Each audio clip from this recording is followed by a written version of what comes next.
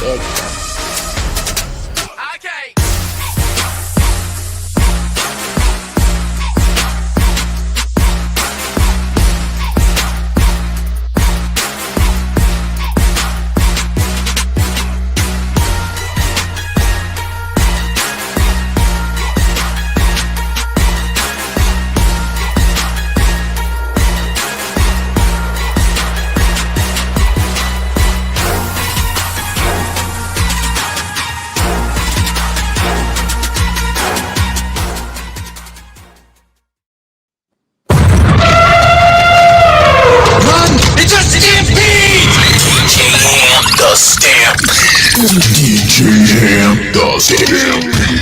Like, share, subscribe, tell a friend to tell a friend. Hit that like button right now if you can. That helps the channel the most. DJ HAMP to stand people in the building with the women's POV. My finger slipped. You heard? You ain't want to hear about my egg sandwich? All right, that's all good. You want to hear about that terrible egg sandwich with sugar on it? You know what I'm saying? It's just grape jelly. It's okay. It's a minimal amount of sugar. But I mean, Jalen, we can't miss Jalen. We've been catching them on everything. These niggas might well not even diet. Y'all just leave that diet shit alone. All right. Was good though, Callie. How you feeling? One buzz ball in. I'm doing all right. You gotta stand the buzz balls, Jalen. They might as well you might as well go ahead and get you two number twos and get it out the way. You know what I'm saying? Nah, you know what's cold-blooded though? What's cold-blooded is that my newly 21-year-old son brought me home a Cutwater last night when he came home. He was like, "Here you go, Mom. I know you like these." What's Cutwater? It's like the same thing? Less alcohol content though. Just slightly less. Word. He just wanted to feel how it is buying alcohol legally. Yeah. That's it. He just wanted to feel it. This mouth it sucks. Jalen was good though. You looking real Oprah in the 90s, man. I like the haircut. You know what I'm saying? Shit. Is that your way of complimenting me? I don't know. I'm just saying what? That's a good compliment, right? I don't know. Not Oprah from Color Purple, Oprah from her talk show. You see what I'm saying? But all the men keep saying Oprah was doing all these horrible things, so I don't know. The hair, Jalen, get your mind. Thank you. He really wasn't doing a whole bunch of horrible things. I don't know, man. I actually got something I'm gonna show y'all, man. Miss Tiff, what up? Mid-chew, huh?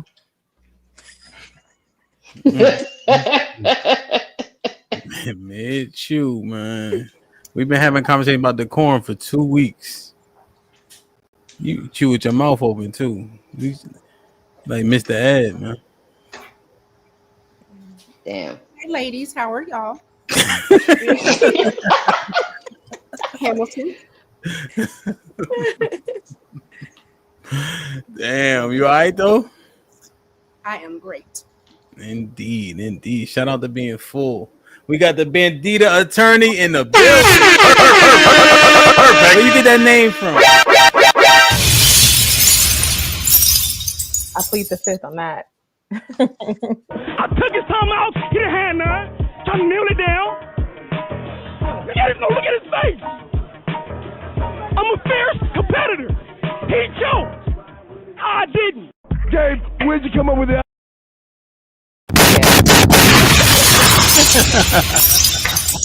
That's exactly where I got it from. That's what's up. We got Miss Toya Envy in the building. What's goody, man? Wow. How you? I'm good. Can't complain. Who gonna listen, man? Hey, look. So I met Miss Toya at the podcast summit. They had these stations lined up, right? And it was like was it the relationship station? It was like you could do like a short podcast, you know? And so she was standing up there by herself, and I think the guy just called me. So we did like a 1.5, was it like 1 to 2 minutes? Yeah. And we had a great interaction. Wow. So we made sure that we connected, and now she's here. Hey, Toya, talk your shit, man. Let them know about your pod, where they can find you, what time, and all that. You know what I mean? All right, you guys. So I am Toya Indy on all social medias. I just started my podcast. Me and my twin sister, we have a podcast called Twinspired Pod. We are on, of course, TikTok and social media, all social media, but our YouTube as well is Twinspired Podcast. And we basically just talk about managing life, business, and entrepreneurship. Basically, just holding it all down without going crazy. Indeed, man. Definitely go like, share, and subscribe, man. I just dropped the link. Is Empress here yet? You see Empress? Cause Zeke ain't gonna do it. Homeboy ain't gonna do it. Riri maybe can do it. Make sure y'all rotate this link periodically throughout the night. You know what I'm saying? And go like, share, and subscribe, and put a 1 in the chat once you've done so. You know what I mean? To the 80 people in the building. Now, Bandita Attorney, I ain't even peep. She just told me she has a, how y'all say it? Like a faceless podcast? Is that what it's called? An audio podcast? Yeah. Just Oh, strictly that audio, makes no more sense. video. Yeah. That makes way more sense than faceless is crazy. Damn. So what's your pod called? Bandita Attorney? It's called Keeping It Real with Jalen. You can find it on Spotify, Apple Podcasts, Acast, Amazon Music, and a whole bunch of other streaming services. But yeah, it's a podcast that I started back in 2021, I believe. Okay, so a minute, right? Under COVID. And you was in Cali? Yeah, I'm in Cali. It's like COVID lasted 2 years longer in California. Literally. And it's coming back around now. So yeah. Word? Are y'all masking up and all that again? Or y'all figured that out? That didn't matter. No, just the rates, the numbers and stuff. Okay. Going back up. But yeah. Oh, pardon me, Bandita Attorney. Tip, what you rolling your neck around for? COVID lasted 2 weeks in Texas. I know you ain't trying to act like you wore a mask. I'm like, so you let the Texas people rub off on you, and You see how Toya's sitting there? She know it lasted for 6 weeks in Florida. So let's not do this. Yeah, we didn't let that work.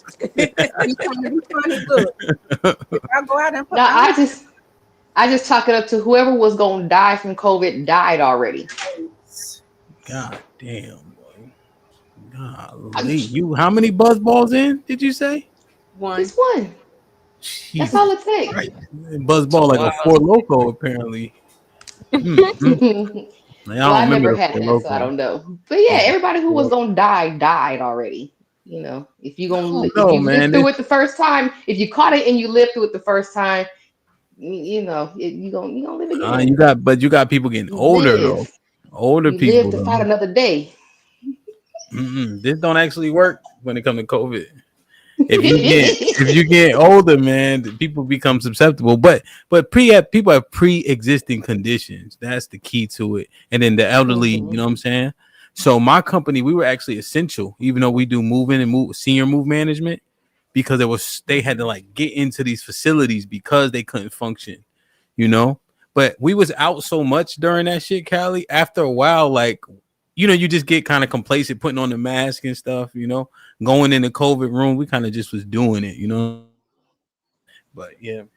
Yeah, I wouldn't. I was in the club maxed up during COVID. I don't know if it made a difference or not. Yeah, man. But I never caught it though. I never got it. Yo, that's how you know COVID was the end of the club era. Because remember, they had the tables 10 feet apart or 6 feet apart, right? And you like had to dance at your tables. You couldn't move around. And what they found was they were making money allocating people to tables, you know, because they would buy more hookah, buy more food, you know, because they didn't in there. So they found that there's a lane. There's a lane. It's interesting. People buy more drinks if you remove the chairs. But with the chairs there, they buy more food, more hookahs, you know. But people are uncomfortable standing up, like, you know, so they get a drink to kind of be their like security blanket, you know what I'm saying? But Makes sense. Man, DJing is not as much fun anymore after the COVID, you know. But it's all good, man. It is what it is. So I ain't see what the hell is Empress, man. Hold on. She probably at work. Like, I don't care that you at work, Empress. Make sure. All right, this is what I need. Zeke. Oh. Zeke and homeboy. Oh, fuck me. These niggas. All right, so these two. All right, make sure y'all rotate the links. Zeke, you rotate Bandita Attorney's link, and then homeboy rotate Mrs. Toya's link, please, for the Twinspired podcast. All right. Sorry, ladies, ahead of time. These niggas ain't. He almost like damn, I gotta call on one of these niggas. Salute the Imperial from earlier. What up, buzzing, bird flipping dozen. Holla at your boy, you thought your cousin was. Imperial, my brother, appreciate you. Thank you and welcome to the channel for becoming a new member. My brother Zeke in the building. What up, buzzing, bird flipping dozen. Holla at your boy, you thought your cousin was. Salute to my aunt Ezekiel Ben Israel, who gifted 5. This might be risky memberships, man. Whoever got blessed with one, please maintain it. Well, Zim, what's poppin'? What up, buzzing, bird flipping dozen. Holla at your boy, you thought your cousin was. Thank you for becoming a member. Welcome to the channel. Salute, my G. Ed with the $2 says, tell Georgia Bev to stop doing fake gang signs. West Side is universal. All right, Ed. Right. And I'm not Georgia Bev, okay? Shout out to Aaron O, but I'm not Georgia Bev, okay? We need more consistency from this channel, okay? All right, let's get to that, though. We need more consistency from this channel. Mm-hmm. All right. Like, share, subscribe, man. Tell a friend to tell a friend. Hit that like button right now if you can. It helps the channel most. Thank you to the ladies for being here. Salute to Toya, Bandita Attorney, Callie Bev, Jalen, and Mrs. Williams in the building, man. Salute to the ladies who late. They'll be here, but we got to get this shit popping, man. So the topic, you see it up above, you know what I mean? But I got a question that I really want to ask y'all. With me.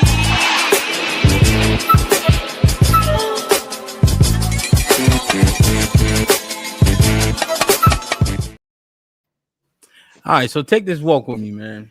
If you could outlaw one thing, Jalen with the glasses, that is acceptable in the culture right now, what would it be?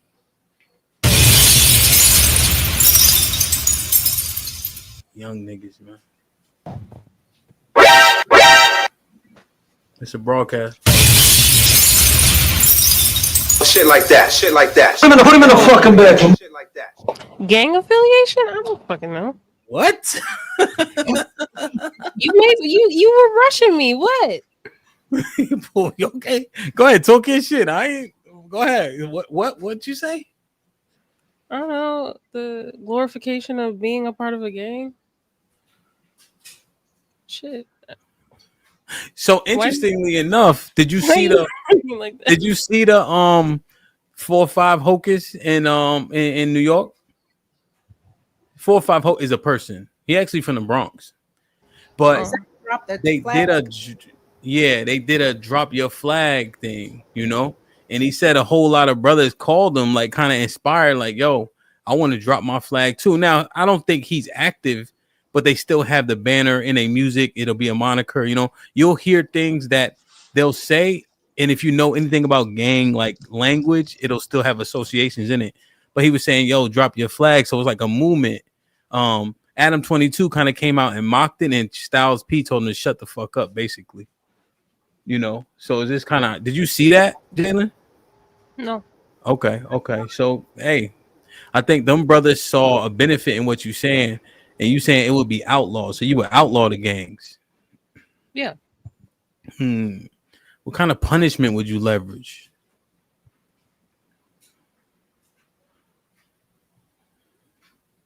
Be locking them up? Yeah, free prison labor for them doesn't seem like a bad idea. You put them to work? You put them in slavery? Free prison labor. You know? Yeah, that's what I read the 13th and the 14th. That's what it say. You can be a slave again if they arrest you, or if they imprison you. As a matter of fact, don't commit crimes. Jesus Christ! Wow. Callie, you was making a lot of faces when I was talking about the gangs in New York. What you thought? You thought it was funny because it's New York? No, whatchamacallit, I was really trying to think. I was trying to marinate on what would I eliminate. I was just thinking, like, what would I eliminate? Okay. Are you ready? How come Yeah, I it didn't get left me that? though. Huh? Oh, I know what I would eliminate. I remember it again. It was talking proper is automatically assumed that you talking white, despite whatever your tone is. Talking proper is talking white. I would eliminate that bullshit. Why are y'all nodding? Because that's a thing. Wait. What? You have the ability to eliminate and outlaw something, and you pick if a nigga say talking white. But what? Yeah, Because you I would would just sound eliminate the ignorant. yeah, it's the automatic assumption, like, I talk proper, so I talk white. Okay. Like, Yeah. okay, so when you call customer service and the person is talking proper, you can tell just by their tone of voice that you're talking to a black person, right? But outside of like calling the customer service line type stuff, if you talk proper, it's like, okay, you talking white. No, I'm not. I still sound like me. I'm just enunciating all my vowels, okay? Who's still saying that? Wait, all right. So let A me lot get of it people still say that. because Bandita attorney Toya nodded. Y'all was in full agreement. I used No, to I get just picked on agree about because it. it's So something that is definitely amongst society. Let me read the question again, right? I just want you to, if you could outlaw one thing that is acceptable in the culture right now, what would it be? Oh, And that's you pick acceptable in the culture. speaking properly.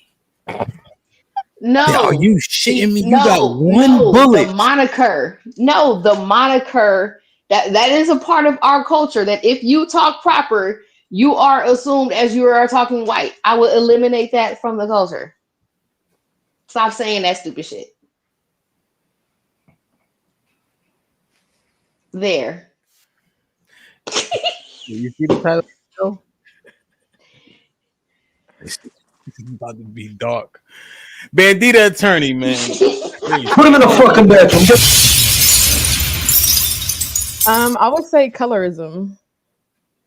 What you mean? Yeah, I would say colorism more so amongst the Black community, like light skin versus dark skin narrative, um, and how that's definitely had a significant impact on our community and how we like look at each other, how we treat each other, so forth and so on. Colorism. Yeah. What would you do to colorists? Ooh, that's a good question. I don't know. I don't know what I would do, to be honest. But that would be something that I would want to like outlaw like in our community because it's like we're all one, right? Like we're all the same. So Like if I'm like, frenchism. yo, like Jalen, or excuse me, yeah, I'm like Jalen. I don't like dark skinned girls. What you gonna do about it? I mean, it's a personal preference, but I'm saying like, yeah, you can have your own preference of who you like and who you don't like, but based on the context of your question, um, just like adamantly saying like, oh, light skinned girls do it better or dark skinned girls do it better, or just eliminating the narrative altogether. Well, hold on now, but I can have my preferences. You can, So, yes, you can. do you mean like in the way of how they try to enforce it in like community settings? Like for example, like there's some like clubs that won't let like darker skin with that Correct. type of stuff, or are you Correct. talking about just a narrative? No, that. Okay, How do she's you? talking about that. Yeah. That's the same difference, Jalen. Hey, I was just trying to help. Yeah, but you. That's my name. I can't help it. Yeah, Right, but if you talking about on some dark skinned women do this better, light skinned women do this better, it's a bunch of bullshit because it's the person, it's the character of the person. They got nothing to do with their darker tone, like or their lighter tone. Yeah, for Light sure. skinned girls are prettier. Dark skinned Yeah, I girls get are what you're saying. more masculine. That type shit. I know what you're talking about. The narratives. Yeah, I would. Dark Okay, skinned I would girls say are it's more all masculine. of it. The But clubs. if you allow people to have their preferences based on skin tone, you're going to have a Just don't be loud difficult. about it. So what he supposed to say? Like, how does this work? Just be chill. I don't want to know what your preference is, whether you like me or you don't. So you can't. So you eliminating free speech too. I'm totally fucking with you. It's I getting ain't trying to get spooky. canceled. Nah, man, nah. But you're right. Like my kids, like 3 of them are pretty like a really light skin. You know, they look dirty. You know what I'm saying? Like they get dirtier quick. The bottom of their feet. You know what I'm saying? Like they look like you want to wipe their face a lot. You know? Yeah. So you agree? No. I'm just for context of the conversation. I'm just like, yeah, like I hear you saying. Okay. I don't agree. You just saying you understand what I'm saying. Okay, Yeah, I do. I hear you. That was a setup, Bandita. Turn it on. Tiff, what you got? Black on black crime. You would outlaw it. Yeah. So what would you do? I really don't want to do the penal system. No, she's chin lock them up. Kidding. I don't know. You know me. I'm a dreamer, so I'm like, why can't we reward the behavior? So take like the stick away and maximize when people are practicing good habits. So like, I don't know. You know what? We can do like Australia. I mean, that's how that got formed. Was they sent all of their criminals from England over there, so we could just like send them somewhere, like New York. What? Yeah. Wait, so like they do the homeless? Ship them Drop them off in Hawaii? So you want to repurpose that island that weird white boy was using? No, you talking about the people that were the Epstein Island?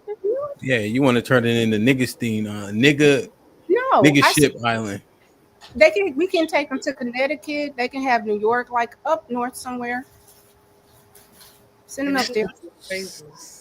That's worse than what Jalen said. At least you go to jail around the way. I said find a way to put them on.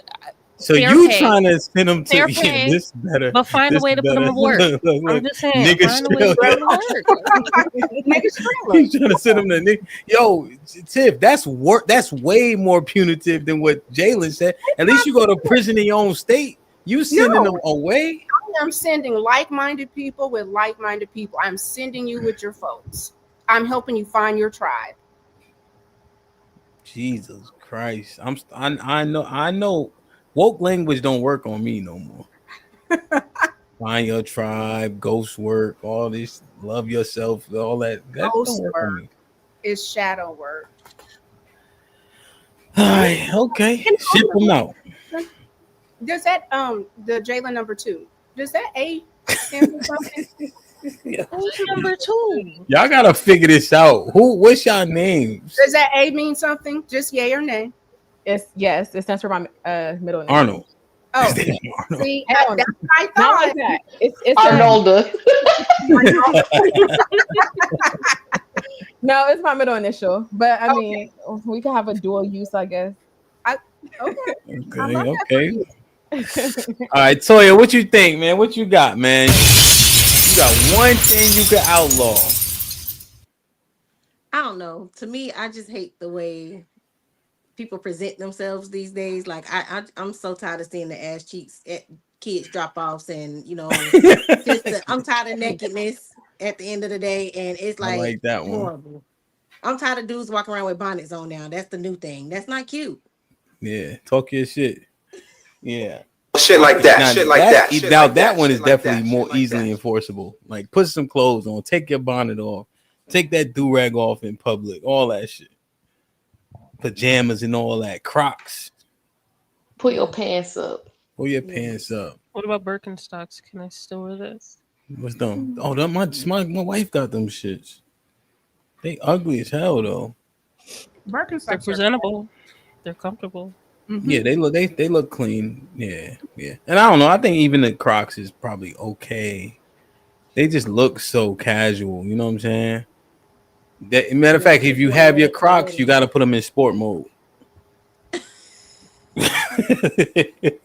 If you don't put the flat back, okay. All right. Yeah, I like the clothing thing. I like that one. Yo, come on, man. Y'all gotta see the butterfly shoes in person, man. We don't. We They're don't. It's You know what I even mean? worse. ugly in It's even person. worse. Big boy Yeah. shit, you know? They had glitter on them, I think. Right? Glitter. No, Big they glow boy in the shit. It dark. sparkled. They spit like this translucent almost. Nah, I didn't even know that I didn't even know that the wings moved until DC. The wind blew, and then the wings kind of fluttered a little bit. I was, I was chuckling all on the inside. I was just saying that. His shoes Tinkerbell literally got kicks. wings. No, like what is that? Red Bull give you wings. His kids give you wings. Yo, you got champion shoes, Tiff. Relax. Damn. And even those look better than the butterflies. So I Oh. stop before I pull them up. Now, Arts and crafts. They was buy two get one free in it.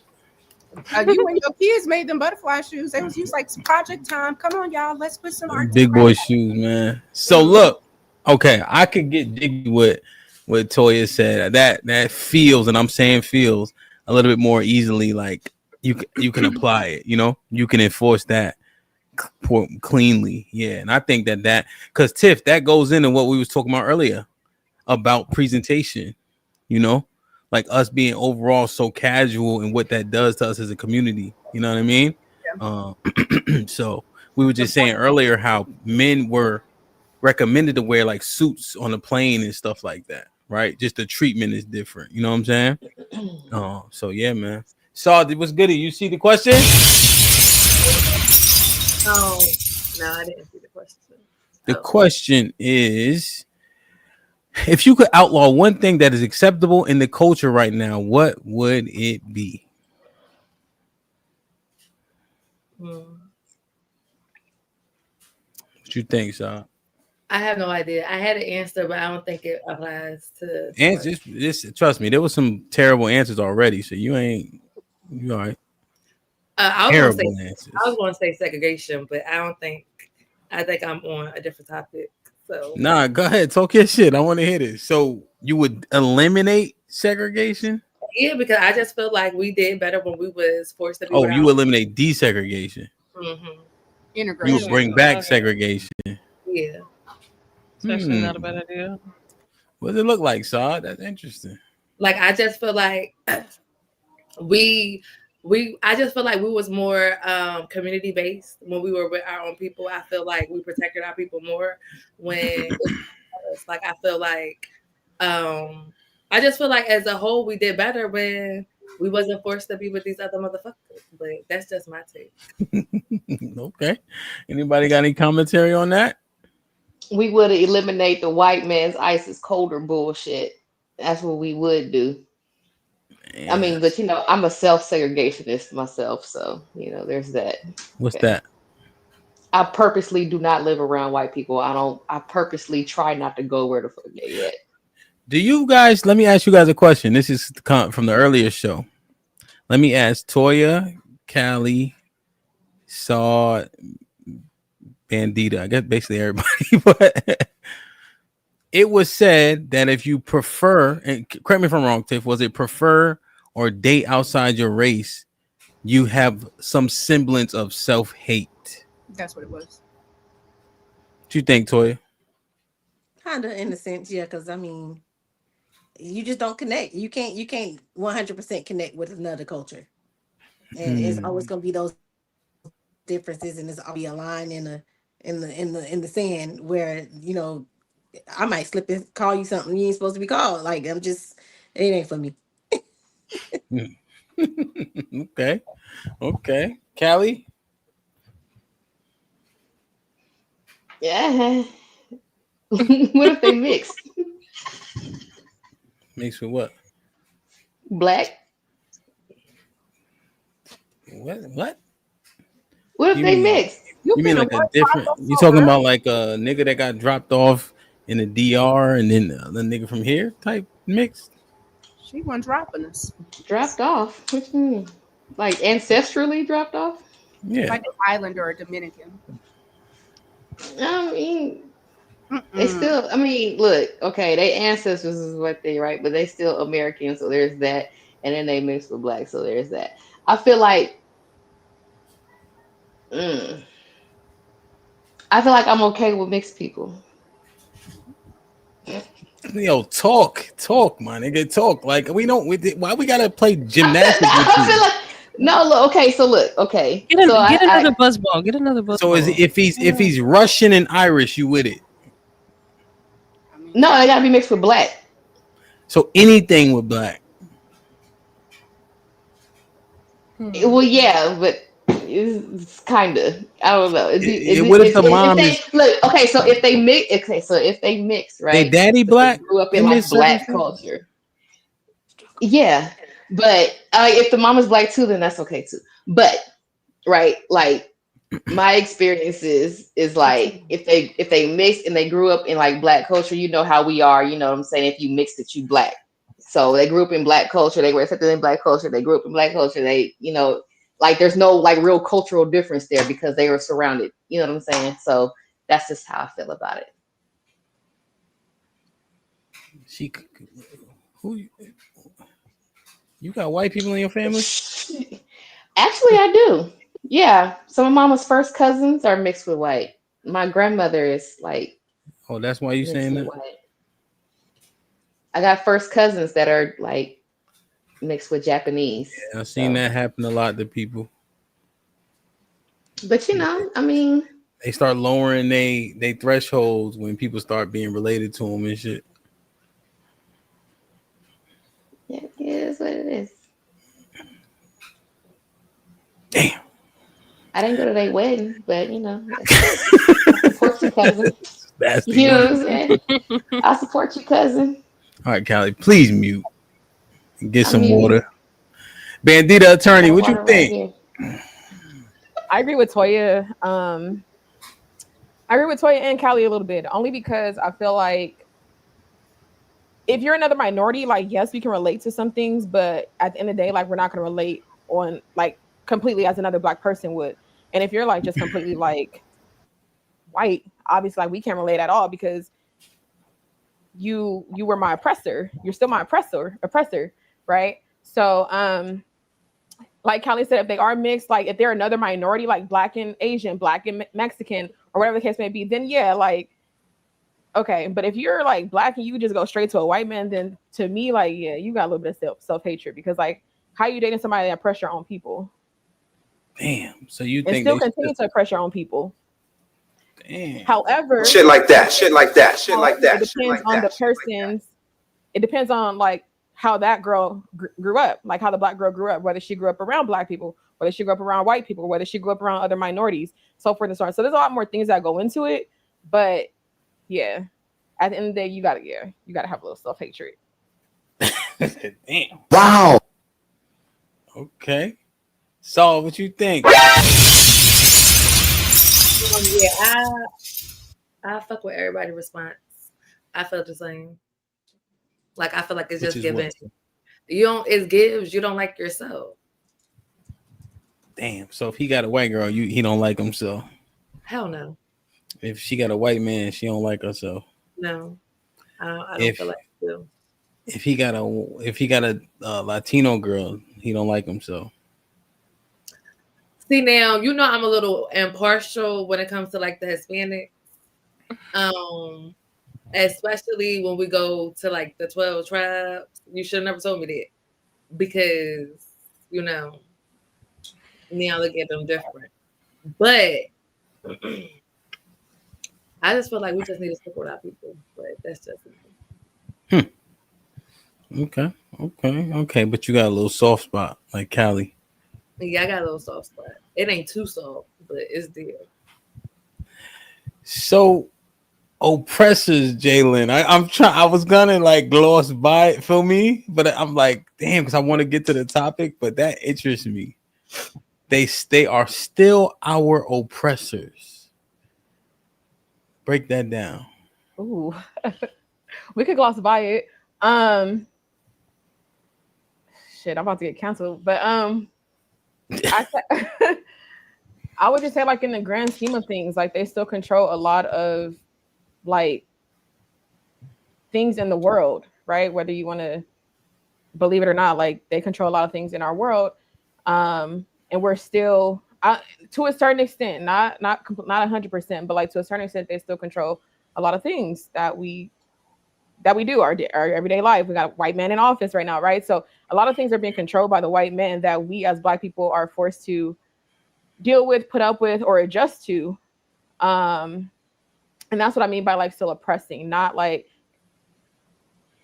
we're still like slavery and things like that, but like in the bigger scheme of things is what I mean. Anybody got a reply? Another question? Disagree? No, I agree because Agree? when they talk about the 1%, they ain't talking about us. What you mean? Like the 1% of the higher ups, they're not Black. Well, there's a few. A few, but there's not many. Like they control almost everything when it comes to how we live, how we eat, how we survive. Like, and that's just what it is. Go ahead, Tiff. It's majority salt, just a little bit of pepper.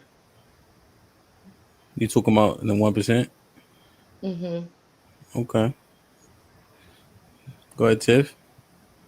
I answered this earlier. What you want a response on? Is it self hate? No. Any about what Jalen said, just like the oppression thing. Yes, I believe systemic racism is still a thing. Um, it is what it is. Like if we don't acknowledge that we are a minority in a majority white environment and that the world and the wealth is within them, like I think it's kind of foolish. Now, are we able to be productive? Absolutely, but we also can understand that systemic racism is a thing. Thus, 300K Black women losing their jobs this year, that's a thing. So she's literally talking about people that are decision makers that oftentimes you being Black and or Black and a woman, you're going to suffer some of the cost of white nationalism. That's what we are seeing right now. It's a backlash. Okay, so you're saying that the women who lost their jobs is a product of systemic racism? I believe so, quite a bit. Yes, You think it was strategic that they eliminated those jobs, knowing who was in them? absolutely. Yes. If we look at Project 2025, the way it's walking down, it is a thing. And the people that did Project 25 is Heritage America, and Heritage America has very strong ties to white nationalism. It just is what it is. If you don't know it, you don't know it. But if you understand that there's been a plan since the Southern Strategy that politically has worked against Black people, hence, if you're in Texas right now and how they're redistricting things, that is an assault on the Black vote. It is what it is. They are still practicing white terrorism and trying to silence progressive Black people. So when I saw the redistricting thing for what's the lady's name? Jasmine Crockett? It says, but it shows that her district is still predominantly Black. No, the new district won't be. It won't be mostly Black? Mm-mm. No, essentially what's going to happen is those 5 seats were called minority seats. You had 2 Black seats and 3 Hispanic seats. Those seats are going to be absorbed. They could potentially be absorbed by white people. But however, because this administration is not always very forward thinking, when they put that on the table, they also opened up 10 other slots. So now it's one thing when you try to push people out, we always find a way to rise. So to me, I find it comical because if you know who we are as a people, you've tried for hundreds of years and we're still here and we're still progressive. So try it, right? Okay. JSTJ 24/7.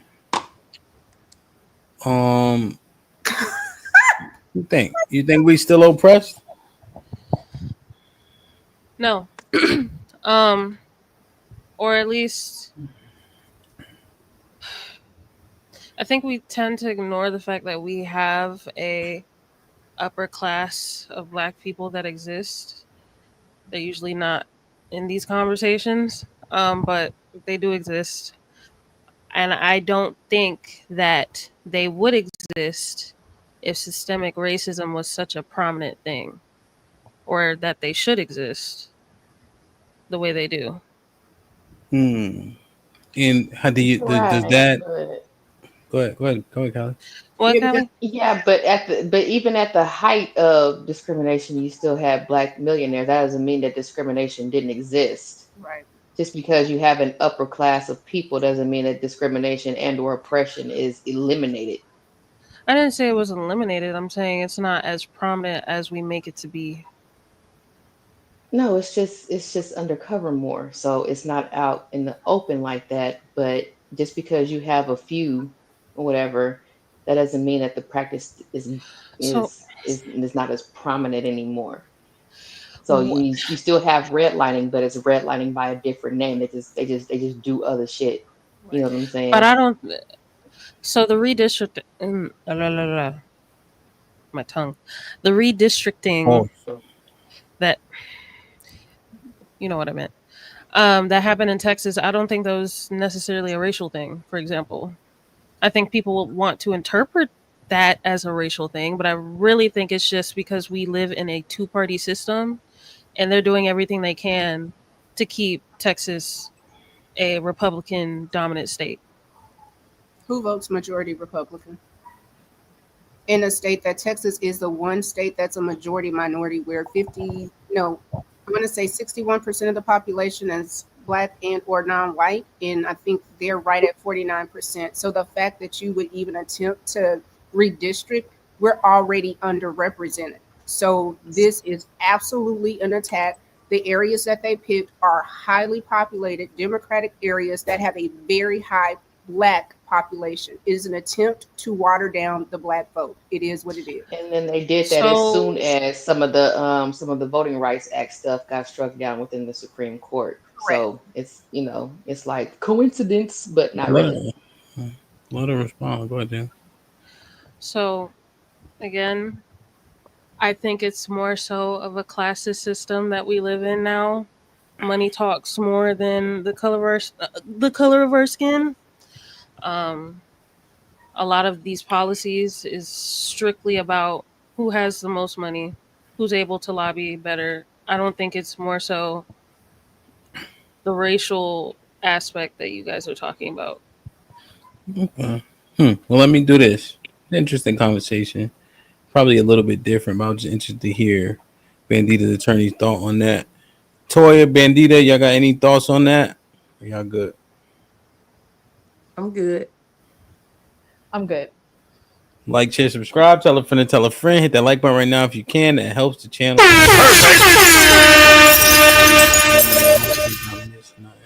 Hakeem with the 2 says, nigga who are musty got to pay a fine or go to jail. I'm going to tell you what, nigga, that jail going to be full of East Indians. That's for sure. Wow. Okay. Hey, so now this threw me for a loop. Where Callie at? Callie, what you doing? Drugs? Right down drugs. Tobacco. What the hell? Oh my God, no way. Talking about.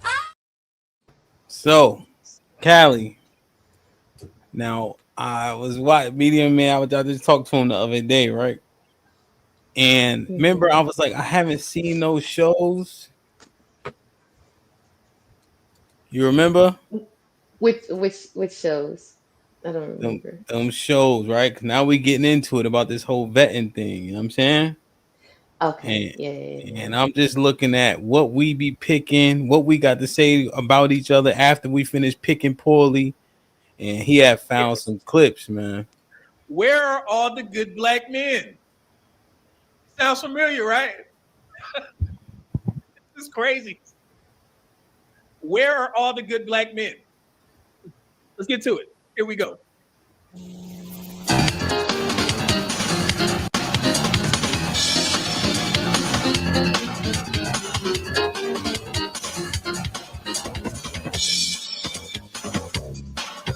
Rolanda.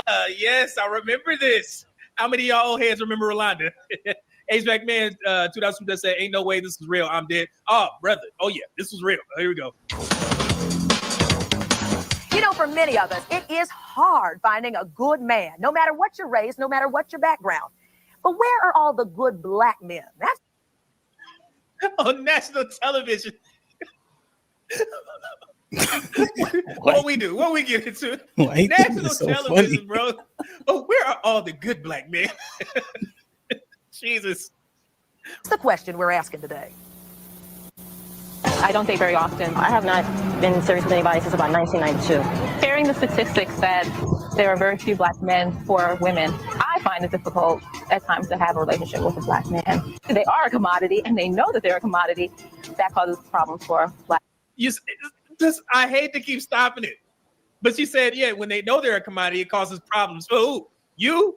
Because you don't want to compete? Even back then. That's crazy.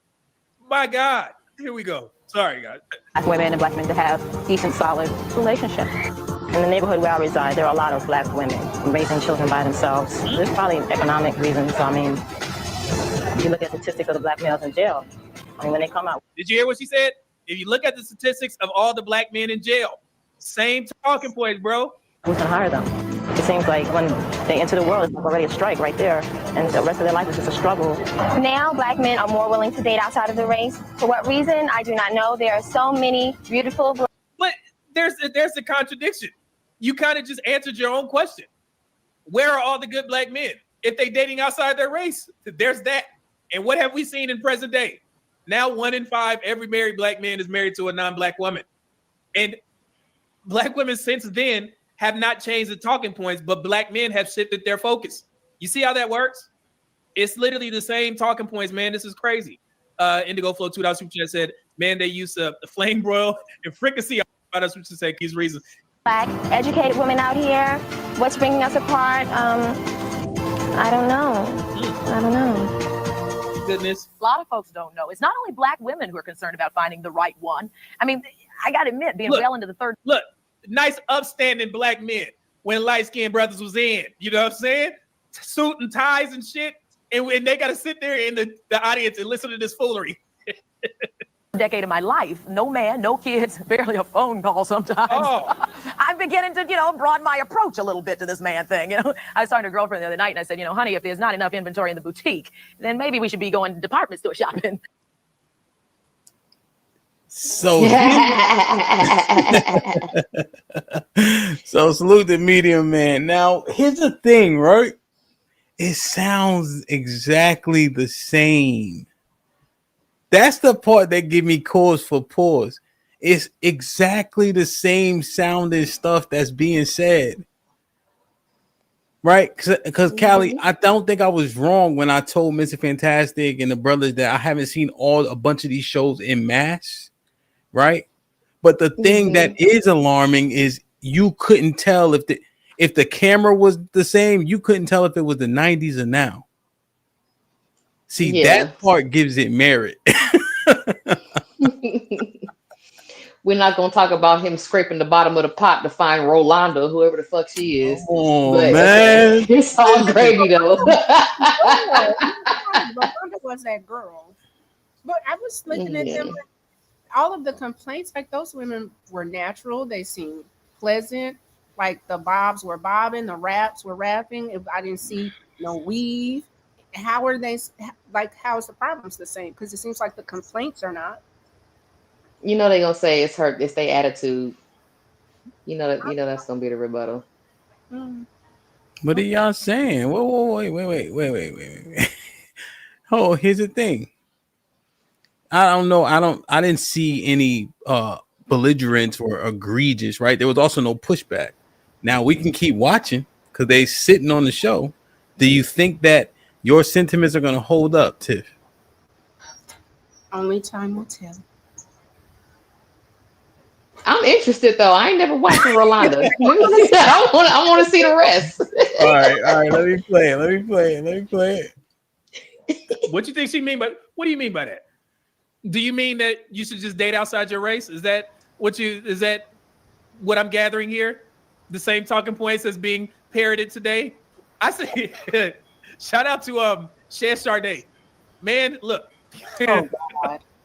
She just did a video on Summer Walker being cited with some gay art dealer, a white guy, right? And black women were in the chat of every, I guess, publication of it, championing it. They look good together. I was like, my God, is that all it takes?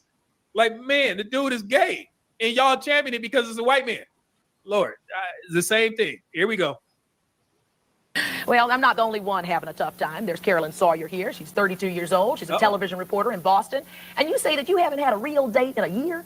A real date in a year. Yeah, that's So you got a comment. Look at the people out there. Oh, gosh. Look at the brothers. They're like, yeah, we see why. God forgive me. Hold on. No, what do they see? Project 0072, I just said, I forgot about Rolanda. Huh? Yeah, like no, wait. What do they see? I see why. What do they see? What you mean? What? Yeah. What do they mean? What does he mean? What? Huh? What's wrong with her? What are you asking me? Or are you? Yeah. Yes, sir. She's not attractive. She's not ugly. I didn't say. I said she's not attractive. I mean, now the Is she a barilla? No. No. We're not about to do that. Now the hairstyle. No. I asked. See, let the words come out. Is she a barilla? See the accent? That's a question. Answer: no, but she's not attractive though. Like you think she's an attractive woman? Yes, I do. I feel like if they would have gave her another hairdo, she would have been She would have been T. Oh yeah, give her that straight yaki. She looked better. It's the hairdo. Wow. That's what it is. I know what time period this is. Let's not fake the funk and act like natural was supposed to be like some kind of thing that was beautiful back in the day. It wasn't. Get that perm, but her hair isn't natural though. What are y'all looking at? That's what I'm saying. That's natural. Give her a different wig. Her hair is processed. No, it's not. Yes, it is. It look curly. No, look at them bangs in the front. Yeah, it looked curly, but she put that heat on there for sure. Let me. What Roller said. Oh, okay. I have to blow it up. Yeah, maybe I have to put on my glasses. Please put your old ass glasses on. But I'm not trying to insult her. But when y'all ask a question, I have to give an honest answer. Yeah. She's not attractive. Right? I thought she was pretty. Lovely skin, nice smile. But do you date women? Yeah. There's that though. Wait. Well, all right. Okay.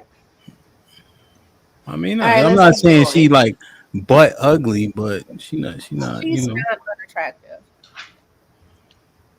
Yeah, I don't even date nothing about women. She alright. Okay. Say that you haven't had a real date in a year. A real date in a year. Yeah, that's. So you got a comment. Look at the people out there. Oh gosh. Look at the brothers. They're like, yeah, we see why. Yeah, forgive me. Hold on. They see Project 0072. I just said I forgot about Rolanda. She used to roast us too. Oh man, it gets worse. Here we go. But really, you're not dating. What do you find? When I define real date, I define it as meeting someone who excites me, who I'm really interested in spending time with. Now, that's not to say that I haven't encountered people who would say, would you like to go out? Let's do this. But I didn't feel that there was the spark. And so I didn't go there. I confess, I'm guilty. I'm looking for my father, who's a wonderful. She said, I'm looking for my father. Man, how many? We lost count. They didn't already hit all the buzzwords. My dad, I just put out a video of a woman cheering the fact that her dad was buying and fixing everything in her house while he was in town.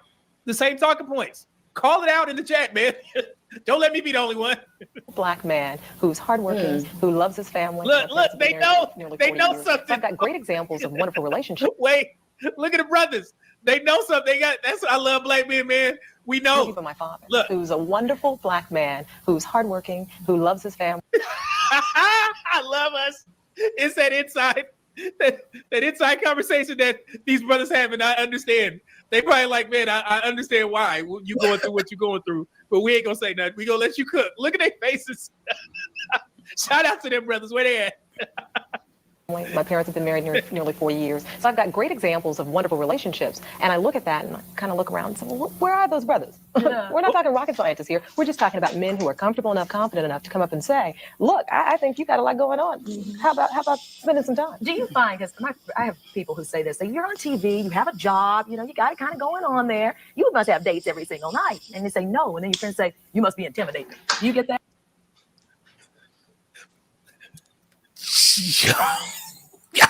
Yo, it's the same things. And see, that's what gives it merit. So he must be intimidated. He ain't confident. He ain't this. I don't want to hear nothing about laughing about finding somebody like your father when Yeah. these when the council is online talking about some they don't make women like Big Mama no more and all this kind of stuff like that. Okay, so we want our daddies and y'all want y'all grandmamas. That was the oddest thing. I'm like, if she had I a do not father, want my dad, but but I'm a but special case. she legitimately said her parents had a functioning relationship. She said they've been married for 40 years. She admires him. Like she has a standard. Why would you not, if your father is loving and kind, why wouldn't you want that? And we're the only people, like that's not a thing in other cultures. That's weird as hell. That's You know weird. what? You know what felt made it all fall flat is when she said she wants someone to excite her. Does your dad excite you? No. So it's obvious you're not looking for your dad. You're looking for somebody to excite you in hopes that they have the same traits that your dad does. But overall, you want somebody that excites you up front. He can't be Yeah, boring. I want both. She wants a spark. She didn't feel the spark because she's been on dates Hmm. before. She said she didn't feel the spark. So you Hmm. don't want your dad then. Are you Yeah, serious? no. I mean, she Like could like, still like want her dad and what want are the you talking about? Like I want both. So what do you mean? No, that hey, look, she's saying the same thing. That they intimidated by me. It's the same stuff, right?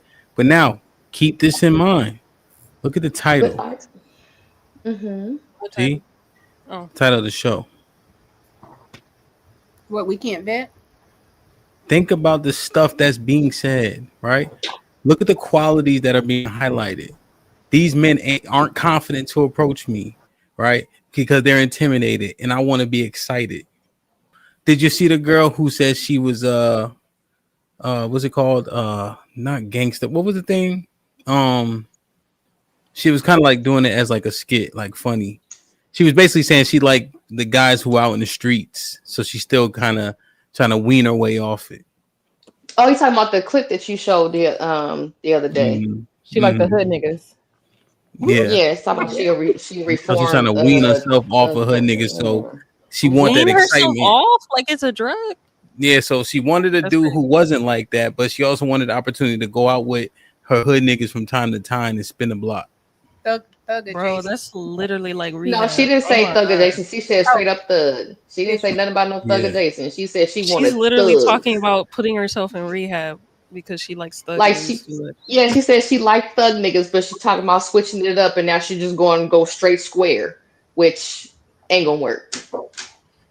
I mean, it Because you could. going from one extreme to the other extreme, that ain't gonna work. So what was you finna say? I said it could work. What going Mm-mm. straight? What going? No, it can't.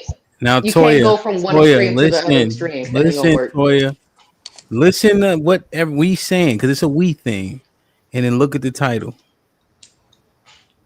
and then look at Saw. It could work, right? Then get hit with a honey bun, then be complaining about the nigga she knew was gonna hit her with a honey bun. I don't like honey bun, so it's a bad thing. I don't like them either, so you know. I don't either. And this shit give us because they saying the same shit. What are the guidelines? Let me ask y'all. So they saying the same stuff, right? Which I just saw this, I had said something differently before, and it's not a plethora. Like I couldn't find a whole bunch, but he found enough to where we gotta assess it, right? Because they saying the same shit. And so now my question is, who are we? Are we really qualified to be vetting the people we gonna be with? What are the divorce rates? I don't think a council would be a bad idea, but I think like arranged marriages in other cultures seem to work a lot better, but it's because the parents are involved and you typically married in within the same religion, within the same class. So I don't think anything would be wrong with like a, a vetting service for women or a vetting service for men. I mean, if you really want to be in a serious relationship, I don't see what's wrong with that. But on I what don't know basis about are a we vetting? service. Like, yeah, that's what I'm saying. Like, if we do a service, what basis would you be vetting on, and who would be the person vetting them?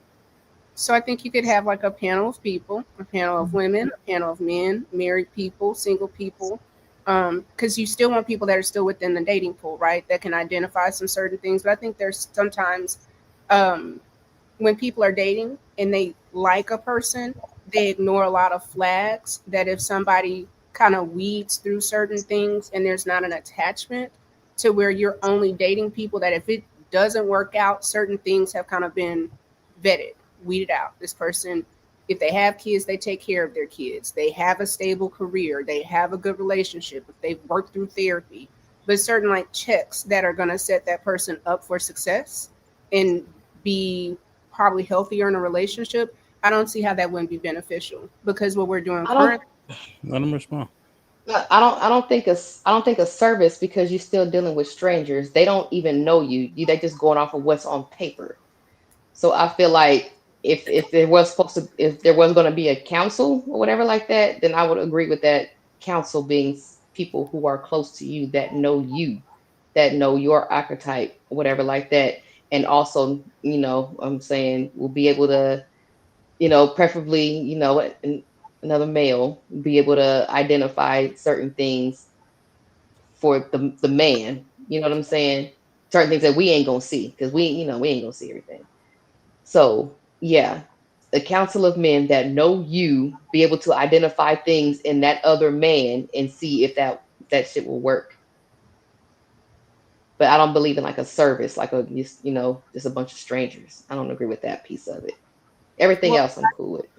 and I hear you, but a lot of times when you look at high profile people that they don't have time to do this, they will use dating services. They will use a mating coach. That is that person's, that is their job. They go out, they have a pool of women, a pool of men. You have to qualify to even get within this dating group, and then they match that with a matchmaking service. Like that's not new, and other cultures do it. Like Indians have people that specifically match other people up, and they have far better rates of marriage than we do. I get what you're saying, but like that just I don't like I get what you're saying, but I think I go with what Kylie said. Like I feel like it should be someone more into like an intimate setting that really knows the in and outs of you. So then they can like have more of an insight on that So person and in knowing you, is this person also qualified and are they in a successful relationship? Because if you having so somebody that dates yes, like I you, would say it's going to be even if they not in a I don't even if they're not in a successful relationship, I still feel like they can vet. I mean, I feel like a man can bet a man better than a female. Okay. So what would the parameters well, first and foremost, let me ask. Toya, do you think so do you know the statistics behind like our marriage rates and divorce and such? I don't know the exact numbers, but I know. I mean, it's a higher rate than 50% of black marriages don't last more than maybe like 5 years or so. Yeah, the divorce rate, yeah. And then our divorce rate is even higher than the average. So the average is 50% divorce rate, right? And then the initiation is by women, and that could be for a multiplicity of reasons, right? Why she's doing the paperwork first, right? It could be multiple reasons, right? The speculation is that she not willing to stick it out. That's what a lot of the men will say, right? But I use this analogy. My son never tells on nobody because he always the one doing something. So he don't got no reason to come and say, "Daddy, somebody hit me." No, he usually doing the hitting and the tackling and eating everybody's food. You know what I mean? So he don't got no reason to do no paperwork, right? So there's, we can speculate, but our rate of divorce is higher, and then we're married less, and then the forecast is right now it's black men are married at is it what is it 39%, and then black women at 29%, and then 27, those. Sorry, go ahead. 27. Yep. And then what? And then the forecast is 83% of those men are married to black women now. In 4 years, I think it's 4 or 5 years, it'll be 76% forecast though. So that can fluctuate. But this is the state that we in, you know, And we got these. The reason why these old clips were important because it's the same thing people complaining about today. And so how we are identifying these people that we're coupling with, and it doesn't seem like we're doing a very, very good job at all. So now Tiff and Saad and Callie were just talking about who vets for you and what does it look like. Do you agree, Toya, that we aren't good at vetting for ourselves? Definitely, because sometimes you're doing things for convenience. Sometimes you're doing things for the right now. A lot of people are like stuck in relationships because they really can't afford to break up. Or a lot of people are in relationships because they just don't been together forever, so they just keep sticking it out. Like people are married for 30 years and they sleep in separate rooms, but they're too uncomfortable with the idea of what other people are going to say. So at the end of the day, yeah, we don't necessarily think in our rightest, clearest mind when it comes down to we live in the moment. We're right now people. It sounds irresponsible, huh? I mean, I don't know who let us out here to be adults on our own anyways. Damn. Like, what the heck? We just guessing every day. Adulting can be ghetto sometimes. It is. Raising kids and everything. Like, who just said, here, take this baby home after 3 days at the hospital and that's it? It's just on your own. Baby. Yeah, no, it's definitely difficult. It's definitely tough. So you agree with my sentiment that we are not good at vetting? Definitely. Now, I'm what do you? number 2, so yeah, definitely. So what do you think? Okay, so what do you think about the 10% difference in black men being married and then marrying out at almost a 10% difference? Or And as staying seeming, inside of the culture. Staying mm-hmm. inside of our race. I definitely think it's easier. It's an easier way out. When I see a black man with another nationality, I just feel like he kind of took a little bit more of the easier route. I understand black women are strong, and we're going to be vocal about what we will take and won't take, and things like that. So I usually feel just instantly if they with a white woman, I'm automatic like, yeah, he took the easy way out because she gonna bow down, she gonna submit, she gonna do all of the things. It's just okay, she gonna wave that white flag. And you might not get that from a sister. So, and that's the number one complaint most men have is just that we too rough, we too tough, we too hard, we too stern, we too strong. And they need someone that's just gonna kind of bow down a little bit. So Wow. That's what they think, You so they think can get that? in it. That's what I used to say. Like, if that were Nah. Wait. Do not run her points over.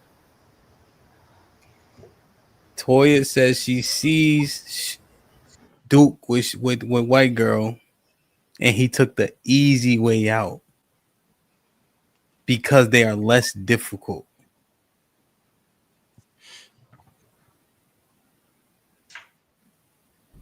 Whew. So they think, but So they okay. think exactly, but that's typically That what most men is, will say. They'll say, yeah. "Well, I didn't have to fight. Black women got too much lip. They too strong. You can't tell them nothing. All of the things." And I mean, we're this way because things have happened throughout the years that have Hmm. built us to be this way. We had to be this way because all of the Hmm. things that you guys mentioned, like, incarceration of our men and things like that, we had to stand up and be both in our households. So, of course, we were raised by strong black women. So, in terms, it's just some things we just ain't going to accept. Now, the other cultures might accept you cheating or, all of the things, and we just be like, I don't got to stand for it. So, Okay. Yo, listen. Nah, I hear you. I just don't want to break it all the way down. go ahead, give it to us. Give it to us from your male perspective, because I mean, I've heard it. I work in a salon, and I've definitely worked in barbershop mixed salon type deals, and I done heard the guys talking, and it's just like, boy, what? Nah, but Toya, though, take this walk with me. You saying it, and you gave reasons why your disposition would be less inviting than theirs Mm-hmm. because of what we allegedly been through as a culture. And I'm only saying that because everybody doesn't have the same experience, but we understand what you're saying. But the easy way out, I would look I would then look at in the mirror and say, these women are doing the things that the men are asking for, and he's making a poor decision by going to them. That just don't make They because typically only go once they get successful at that. what's that? A lot of the men, once they make it, that's when they decide, oh, I'm gonna go ahead and switch over. They'll struggle with the black woman the whole time they struggling, but the moment they get to a certain level, then all of a sudden here it comes more opportunity, and all of a sudden you see that change. And then they say, oh, I was just tired. I was just tired of having to deal with all of this with the black woman, and then they switch over, but it don't add up. Would you give up? What would you sacrifice your peace for? Sacrifice my peace for? Mm-hmm. I mean, you sacrifice your peace every day for them kids. Okay, so Your kids, family, you'll sacrifice a little bit of peace to hold down, keep your family safe and take care of your household. if you had to start a business with somebody who was peaceful versus someone who was a challenge, who would you pick? The challenge, because I'm the peaceful one, so I need that opposite. My husband is the challenge, so yeah. And we business partners, but it works because he gonna say no, straight up no, and I'm gonna be over here like, well, so we got to have that balance. Okay. Everybody's so quiet, right? I'll be carrying this group for 6 months. I just don't know if y'all heard what Toya said. Yeah, I heard it. Toya said they picked the easy way out by going to a woman who's willing to be submissive, softer, not argumentative, etc. Because she don't come from the same potential traumatic experiences which molded her in that way. But you can still have traumatic experiences and still be molded in a way where the man is still going to pick you because you are more peaceful than what a black woman may or may not offer to you. Wait, what? Say it one more time. Okay, so you can still have traumatic experiences from a different race, different culture, or whatever, but that man is still going to pick the woman who he deems is more peaceful, despite what your traumatic experiences are. So whether you're black, whether you're white, whether you're Hispanic, so forth and so on, like the man is going to go where they see peace. Right. And then in the future, things can come up where, oh, this ain't what I signed up for, so I'm about to jump ship. Or, oh, she argumentative, she's not cooperative, she's not submissive, she's not this, I'm gonna jump ship. And I say that because all my brothers don't date. Their significant others are not the same race as we are. They're outside of the race. So I say that to say, like, at the end of the day, a man is gonna go where the peace is, despite whatever traumatic experiences you bring to the table. Granted, black women, like, yeah, of course we do have more traumatic experiences than maybe someone from a different culture, but yeah. So are you saying that black women are not peaceful? Like, I need clarifying, like, 2 points. One, like, there's such a thing as the spicy Latina. There's such a thing as an Asian tiger mom. Like, there are other women that can be deemed to have attitudes or be aggressive, and it's deemed as cute or desirable. So are we saying that black women in mass are not peaceful people? No, I'm not saying that particularly. We're portrayed that way. In the sense they always want to make the black woman the big bear. Okay. Yeah, we're angry. Like the angry black man, it's always the angry black woman. We could be as peaceful as we can be or whatever, but if we trip about, oh, why you didn't change your sheets or something like small, it could be like the difference in him picking me or picking somebody else, or just like something very like minuscule. So you're saying black women are volatile? Not at all. Well, you said hold on, wait. Well, here's the thing, Tiff. She's saying men are going where it's peaceful. The perception is that black women are less peaceful. That's what, and then Toya just followed up. That's the portrayal, right? But then it was also said that because of the circumstances in which you guys come from, you take on a different disposition. And then it was also said that if we see a black man with a white woman, he took the easy way out. I heard all of that. So the underlying current is that black women are difficult, challenging. You're not polite. You're going to be volatile. Like it's not being said, but that's what I'm hearing. I'm not saying that at all. I'm saying that could be the mindset of the man. Like they're gonna go where it's peace. They're gonna go where it's no pushback. Whether that's with a black woman, a white woman, so forth and so forth and so on. Like any race could be volatile. Any race could have trauma. Like, but he's gonna automatically go where it's peaceful in that moment. Like Toya said, like he's gonna go where what he feels in that moment. And what is your brother's experience? Well, they're different. To be honest, I don't know because I don't really like communicate with them like that. But one of my brothers, I mean, that's all he's dated. Like that's all he's bought home. That's all he's been around, or that he's bought home, and that I've like been exposed to from him. So I don't know what his experience is, but I just know he does not date black women. None of my brothers do. They're all with Latino women. I'm the only sibling that dates within the culture, and my parents, obviously. But yeah. But it's kind of different though, because y'all are also in Cali. So in California, from my experience, it's more acceptable for sure. Acceptable, but it's just like a lot of the men that when I was in Cali, they didn't date black women.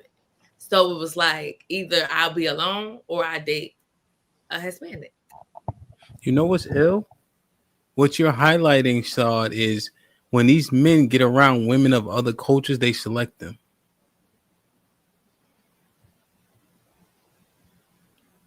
So we have a whole bunch of Latinos too at home, and you see a disparity for sure. So what? Because it's a speculation, right? But what I'm saying, what you're saying, right? But you're saying when you were out in California and they had access to those women, they selected those women based on what you saw. Yeah. I've seen that a lot too, like at home and all that. You know? So what does that say, right? Did we talk about what they complaining about, and does it have merit? Or are they taking an easy way out, which is I don't think it's the easy way. I don't think it's the easy way out. I'm gonna just make it real quick. From what I've seen with a man who was dating Hispanic from when I lived in Cali, and because I knew her, it was just like, I don't want to say she was more cooperative, but she was down for the ride. Like she helped. Like it was just more like, I don't think it was a lot of pushback. Why don't you want to say more cooperative if that's what you're describing? Well, yeah, she was more cooperative. No, I'm just saying we're having a conversation. So say the thing so we can continue to mine through it. Go ahead, Toya, and then Callie. Other cultures are taught to like cater to, like, you know, like for instance, if you look at what is it, like the Muslim women, they have to cater like hand and foot to their husbands, and a lot of the Caribbean women as well, they are taught to like literally cater to. So it's just different cultures in general are taught differently. So typically as a black woman, my mom ain't teach me to be just catering to nobody. Like, yeah, you might fix that man food, you know, you might cook and do all of those things, but as far as like these men can't clean in the house, like they don't have gender roles and all these different things. It's just like a woman does this and that's that.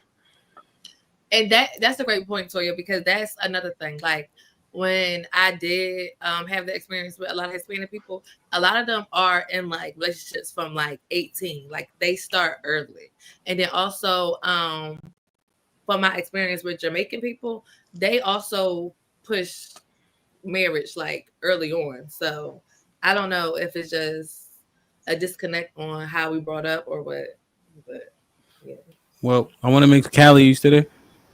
Yeah, I'm still here. You want to say something? Go ahead. Okay, so from the people that I know, like personally or whatever like that, the ones that did date outside, they're not any happier than what they were when they were with black women. It's just different. You know what I'm saying? It's just a different set of complaints. So, like for instance, the young man that I know that's like, how old is he? He's 24, right? He used to date black women. He's now with a white woman or whatever. She lazy as hell. She don't want to do no. These are his complaints. She lazy as hell. She don't want to do nothing. She don't want to work. She don't want to contribute. She don't clean. She don't do none of that kind of stuff, right? The other one that I know, he was with a black woman or whatever, and he's like, I think he's like 40, 47, I think.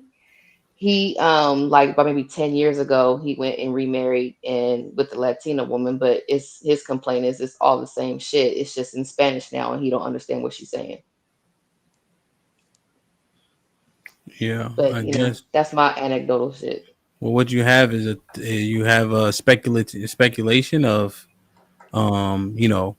almost 30% dating women of other races, and that continues to incline.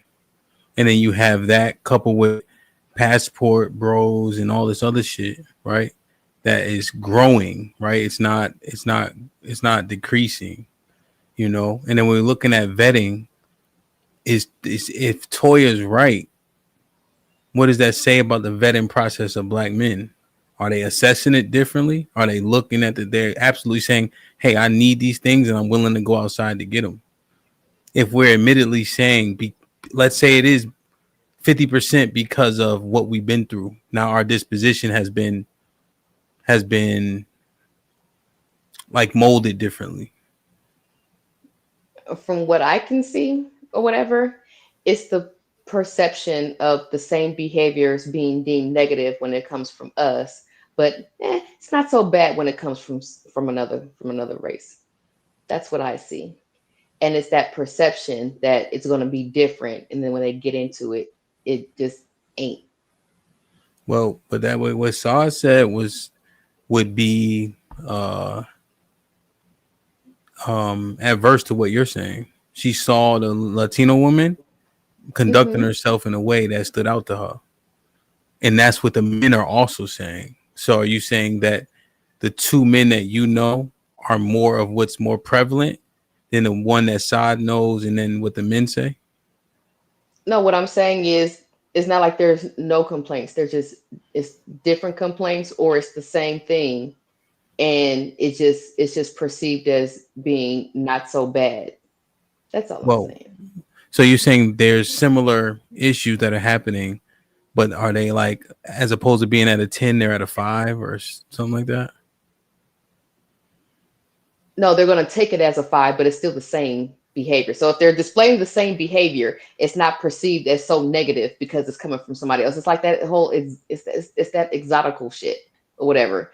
Mm, Somebody else do the yeah. same shit, then it's perceived as something different, right? Okay, I Or understand. or if they have different complaints or whatever like that, this is still it's there's I still complaints. This is a different set of problems. And this goes into the show that we've been doing for 2 weeks. The show that Relly and I, what's up, Rel, that we did today. We constantly justify and excuse poor behavior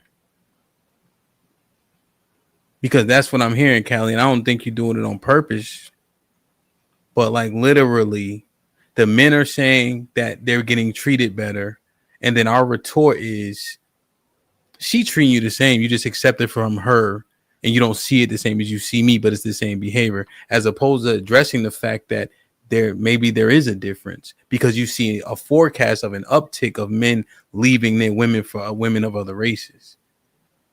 Men talk to men a whole lot more. Yo, B, come to this place with me. Come to that place with me, etc. Here's the treatment we get, you know. And then, like what Toya was saying, they're brought up in a particular way to cater. Cater almost sound like a 4-letter word. Like, do you guys think that y'all cater? And I'm saying black women, or do you think that mantra holds true for the women of other cultures? I'm Southern, so that was just an expectation. And him, you've been around me, and you, I guess, experienced it. Like I don't believe that that's not a thing that black women do. Like that's, I don't think that's a thing. Like fixing a plate, being nice, being pleasant, making sure that things are taken care of, making sure like you're dutiful and like taking care of your husband. Like that's Well, see, that's the thing though. Toya said it. Toya ain't lied yet. Toya podcast is about to be fucking 100,000 subscribers, right? She just getting started. But she's just saying what she's seeing. She's just saying what the sentiment is. You know what I'm saying? She's saying what those coaches are. So we're looking at the prevalence of behavior. And so now we're looking at vetting. You can have it, Mike Toya. I I'm was just gonna looking at say, and it's not that black women don't cater. It's just it's not in our, we wasn't taught to do it in such yeah. a great deal that they were. So of course, like, like I said before, yeah, fixing the plate and cleaning the house and doing the basic things, but it's still a little bit of like, my husband pissed me off.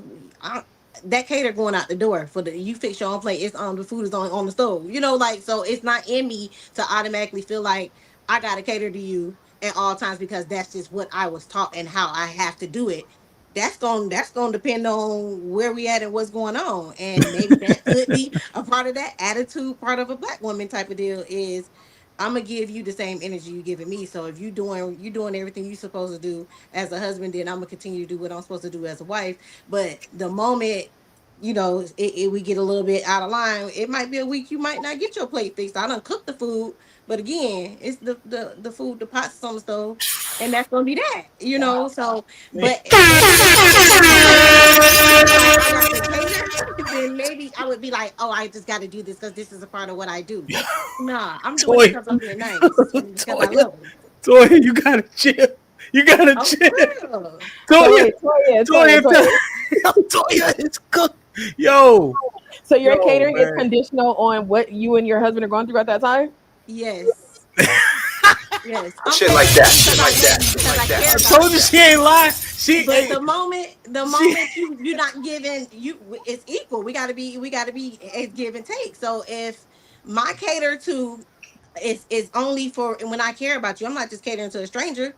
I'm not catering to every guy that, just random guy. Like, I'm catering to someone that I care about. And you get that cater to, like, when you just on girlfriend level, you might not get that same level of cater to as when I made it to wife level. Because if I was catering to you as girlfriend level, well, how I was gonna ever get to the wife?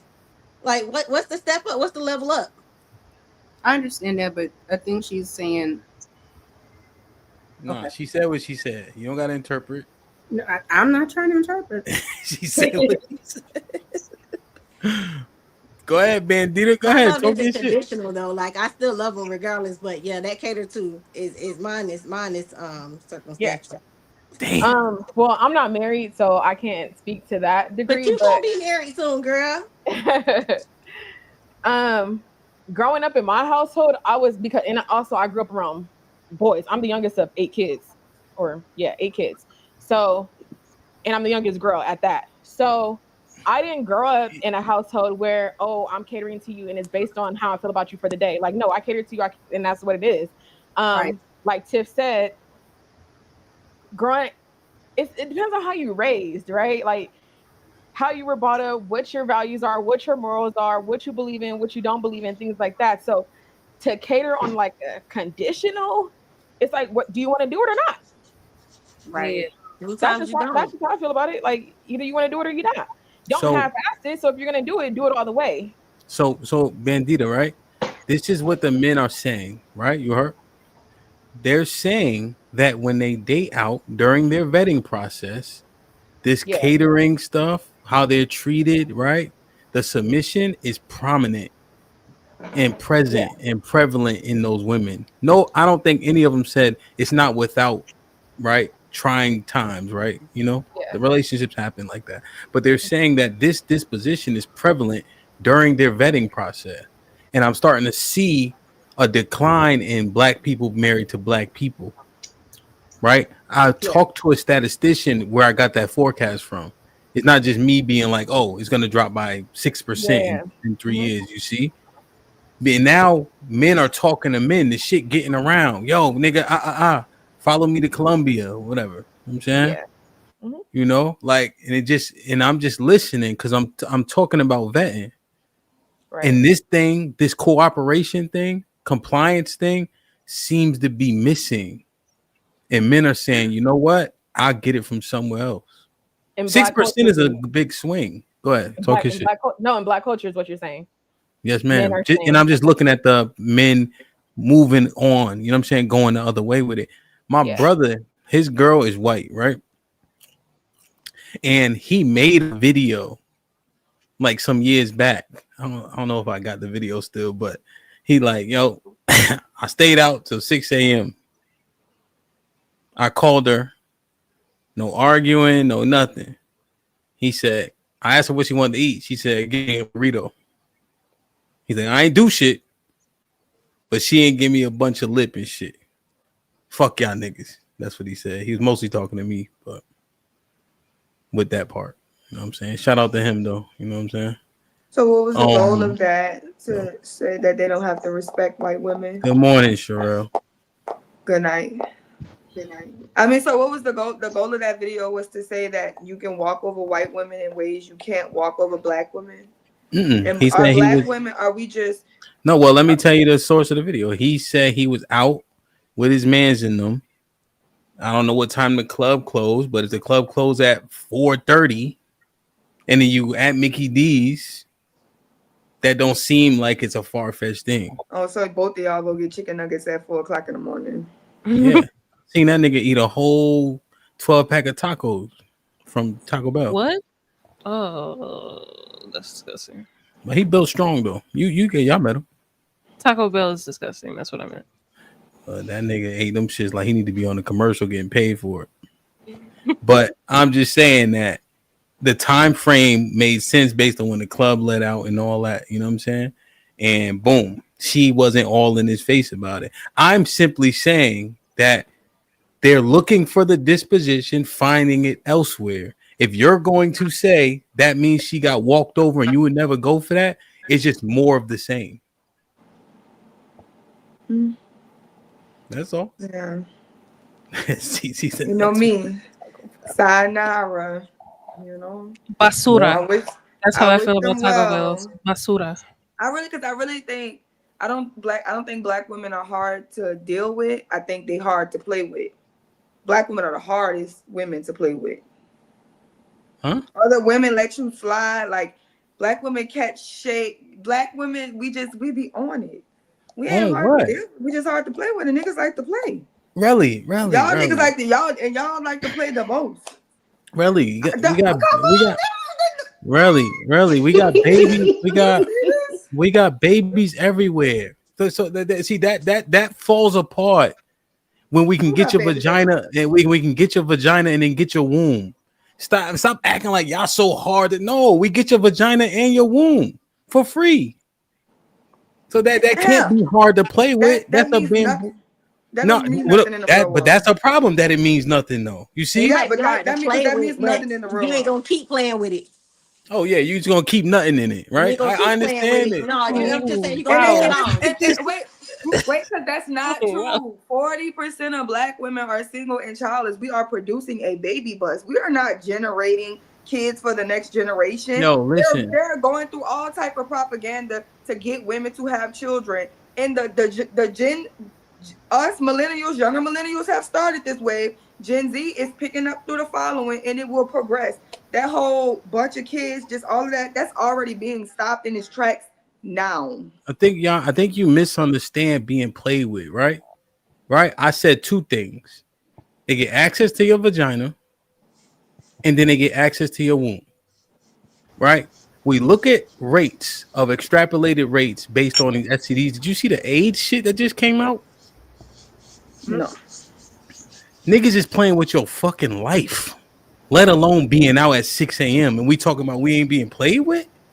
Like this shit is getting old, right? And I think here's another thing: stop trying to be handled, right? I hate when that's being said. They can't handle us. The fuck is this a puppy pound? It don't even make no sense to me. You would say puppies. Yeah, man. Shout out to Knox, right? Yeah. But yo, take this walk with me, right? This shit sound crazy. And again, we talking about vetting. So now, if I can't play with you or whatever that mean, if I gotta handle you, right? And I'm trying to look for a wife, put him in the bathroom. That those two things don't coincide with me wanting to deal with that for the rest of my life. Because again, we talking about vetting and the decline of us marrying each other. You heard? Mm-hmm. Yeah, and that's what I'm saying. The decorum is there. It's not like we're not gonna live in. I don't live in a utopia where there's 80% of perfect black men and 10% of perfect black women, and it's just so unequally yoked. The decorum is matching on both sides, and if the bridge is going to continue to gap, if you think that you can treat black women poorly, and then and you can come inside at 6 o'clock in the morning, knowing if she did some shit like that and was out with her homegirls at 6 o'clock in the morning, you're gonna be like, huh? But you can come home like at any time, and you don't have to answer to that. But she should be okay with that. You willfully missing information, right? And so if the club closed at 4, right? 6 is not a huge gap. People get food. People got to get to their car. That's regular shit. Did he check in though? 2 hours? What? Did he check in though? With who? What you mean? With the white girl. His wife? Why would he check in with her? Hey, babe, the club is in if you're gonna grab something to eat. Is just letting you know something. No. He could have been in an accident. Like she might have just for safety. Niggas don't. What you gonna do for me if I get in an accident? I'm gonna come see about you. I'm getting in the car. I be having flat tires. I be on the side of the road. I push my car. I never call my wife. What you gonna do? How about the consideration of the fact that how about just plain old consideration for the fact that you coming in the house at old dark 30 in the morning. Y'all, and that's the thing. But see, look. You think that you think that he obligated to do that. Well, I'm his wife. He is obligated to do that. What are you talking about? Do what? Call you for what? Check in is an obligation. See what I'm in this what we talking about? Because if it was her on the side of the road and she didn't call you and check in, she just said, "Oh, I took care of it." She got no choice but to call me. But that's different. Yeah, see, that's not how that works. I'm sorry. No, she got AAA. She would have just called you. Yo, keep highlighting poor decorum and standards that don't trans. Hold on, sir. Hey, y'all, make sure y'all. Let's keep the decorum high here so we can at the very least get through the conversation. Go ahead. Let's keep making false correlations like we think that's the same and we know it's not the same, right? Right? She can't change a tire in 7 minutes. Both parties need to know that the other one is good and safe. No, because here's the thing about protection, right? Here's the thing about, I'll say this last thing and then y'all could jump in, okay? Here's the thing about protection. My wife's conduct outside protects me from myself because of how I'm gonna act if certain shit fly off, right? Women worry, right? She has emotional responses. If I can handle things, right, without the alarm, then I handle them, period. So if it take me 7 minutes to change the tire, call her for what? See, that's the thing that people ain't, and this is the thing, and then y'all telling me while we talking about decorum and men vetting, you better call me, nigga. You better, huh? Go ahead, I'm done. When your routine starts to change, that's a red flag. So at the end of the day, because your routine had to change, you left a club, you left a friend's house, and now you're delayed in any kind of way, and you're not letting that woman know or checking in at least just to say, hey, this happened. I had a delay somewhere in my regular route.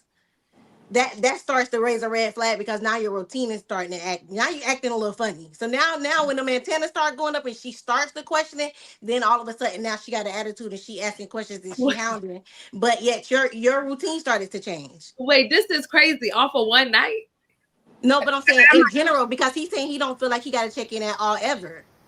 But then that wouldn't be a change. She would be adapted to him not checking in. He just I wouldn't be able to adapt to that. Huh?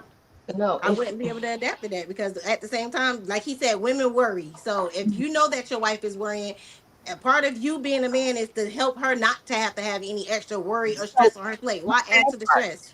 But that part, so if he knows, that's why I said it's just merely consideration. But okay, don't have any consideration for the person that you married. That's No, cool. I get, yeah. Be snarky, be snooty. I get it. And Yeah. while we talking about decorum, I get it. No, definitely. Yeah. This what we want to deal with. Yeah, go ahead. Because Okay, we saying that we understand these things aren't equal. They're not one to one. They don't align, right? But we saying that now he better do this. He have to do X. Yo, son, this shit is ill, son. That's my agreement in my relationship is we gonna check in with each other and let each other know what's the move. I've been on parole and probation, and I'm not calling nobody for shit. You heard? Consideration. They're Women. gonna get it home. So if I don't make it home in my regular time, now you need to be looking for me because I was headed home from work. So now you know I'm en route somewhere. So the moment I don't make it, you can tell the police officer, hey, she was headed home. This is her regular route. This is the way she take. If anything, please check this highway. Please check this way because you knew where I was going. I'm on my way to get this, and that. I'll be headed home. We check in. But Callie hit it on the head. Off of the premise of this one night. Right. One night I think is a one-off. But I think if you're saying he's consistently not meeting an expectation or not checking in, then you're going to be a little bit more alarmed. So like the one night was the exception, right? But the mere fact that he bragged about it means that he's going to continue to do it because he bragged about it. So he felt like he got off easy. So that's the reason why he sent the video. So that means he's going to continue to do it because now he's bragging about it. No, and this is it. Toya, great point. And listen, this is what I want to do, right?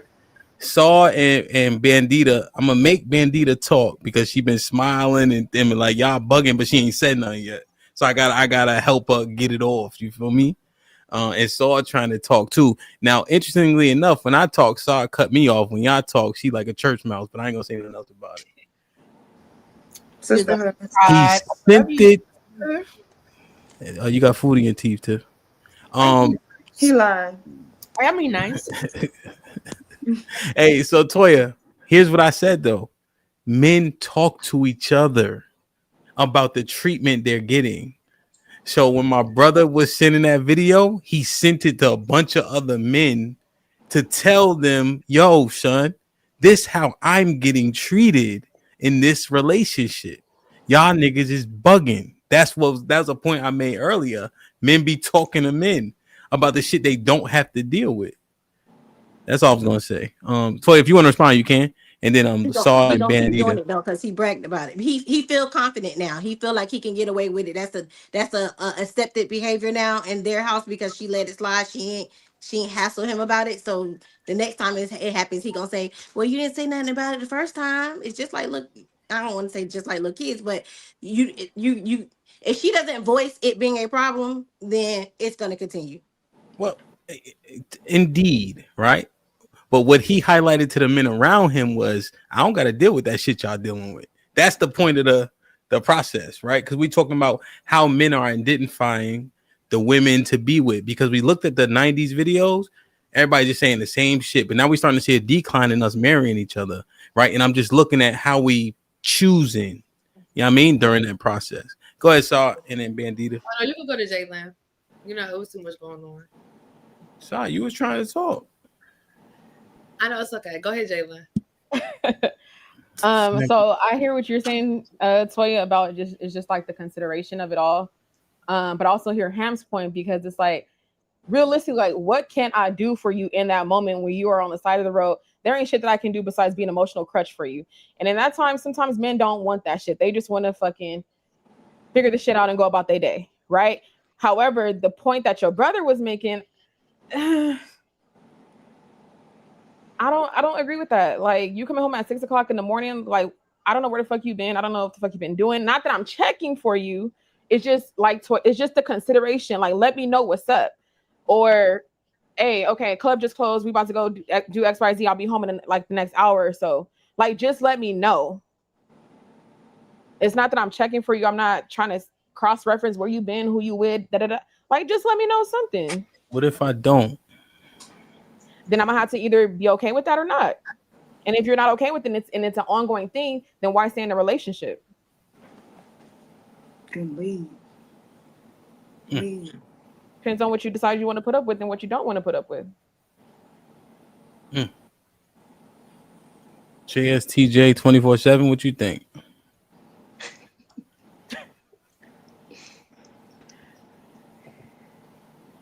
Don't read my name like I'm a robot. Android. It's crazy. You made it. Not even an Android. Talk your shit. What you think, man? Because again, I know you listening, so you hearing the entire analysis, right? We've been talking about a whole lot of stuff in terms of conduct, vetting, how they see the women, they maybe don't see like what you think? Honestly, the only reason I would want him to check in with me is because I worry. But if he didn't check in with me, I would take that as him not wanting me to worry. Because at the end of the day, I married you because I trust you. So I'm not going to be thinking you doing some weird shit or anything like that. So that's out. So for me, he's probably not telling me something happened to protect my emotions. Because if he did, I'd be worried the fuck out of my mind. And I would be worried all day. Even though he told me, oh, it's fine, babe. I figured it out. I'd still be worrying. I'd still be anxious. So, I mean, Okay. really just depends on your. It really just depends on your preference. At the end of the day, if you want your man to check in with you, great, cool. If you don't, cool. But if he don't check in with you, and you know that's the type of man he is, I don't give him a hard time about it. You knew that's how he was. Why give him a hard time? Now, would it be an issue if she was on the other foot? Like if she came in at 6 o'clock in the morning, you know, same exact reason, same exact situation scenario, but it's her instead of him. Like, would it be the same? Since we all agreed on this panel that the genders are different, we can't now say that we're equal and treat them as such because we all have said we are different. So obviously there's a double standard and it would be treated differently. Do we all agree with that? I'm pretty sure we do not. But that's just how it is because we all agree we are different. Coming in at 6 a.m. is nuts. Like, in what? But if you already established a trust with him, if you know he like to be out late, why are you gonna be like, why ain't you check in? Well, you already know this man has a proclivity to stay out late. It's the same way they get girls who put their ass cheeks on the internet and then want them to put on modest clothing after they get with them. The same way they met her in the club and now they don't want her to be a bitch in the club all the time after they wife them up. It's the same way. It's the decorum that you change because you have to consider another person. Men speak about respect all the time, and I always tell y'all this. The same level that men need respect, women need consideration. And women are going to sit up here to try to save face to say that they don't, but the more the more you don't consider them, they keep losing respect for you. It starts to chip away. And we can talk about how they're gonna stay forever. And then y'all all got a story about how they just woke up and just left out the blue one day. No, they sat there and been misconsidered. So the last thing I think it would be cool is for a man to be bragging to his friends about how he can treat me less or how he can do me any fucking thing, and I ain't gonna say nothing because that's how I just feel. This the behavior they keep talking about over and over. But the thing is that the consideration the consideration thing, like, okay, so if I trust him not to cheat, right? I'm not worried about him cheating coming home at 6 o'clock in the morning. It's the fact that I'm worried about his safety, period. Anything could happen or whatever like that. But I'm here like what does that even look like? I'm here snug as a bug, sleeping very soundly while he out. You know what I'm saying? While he out like that or whatever, and anything could be happening to him, especially if it's like the one-off like y'all talking about and everything like that. That's something different. That is something that's not normal. That is a one-off situation, in which case my antennas are going to be up. So please let me know that you're okay so I can go on ahead and I can go to sleep. Right, because we're not going to. I'm not worried about him. I'm not worried about him slipping on a banana peel into some damn pussy. Okay, if I trust him, I'm not worried about that. Slipping on a banana peel. Fully, I have no issue with what y'all feel. Let me just say that. I just think about it differently. I'm not trying to save face. It's just I know I worry about 99.9% of things internally. If he were to tell me something went wrong, I would be worrying all night. even when he got home, I'd be worried like he's not telling me something else happened. That's just me. I'm not saying that every woman in this earth should be what I am. No. I'm not even I talking no about the issue flat telling tire situation or nothing like I'm that. I'm not not even even talking talking about the about that. flat tire. I'm saying in general. Well, no, you don't have to call me to say that something is wrong. That's what I'm saying. You don't have to call me and say something went wrong and everything like that, and then I'm still gonna be worried anyway, right? But I'm gonna be worried if I don't hear nothing. And this is a one-off situation, and this is a one-off thing where you come like if you come home at 6 o'clock in the morning regularly, whatever like that, fine. You know what I'm saying? That is what you do. Cool.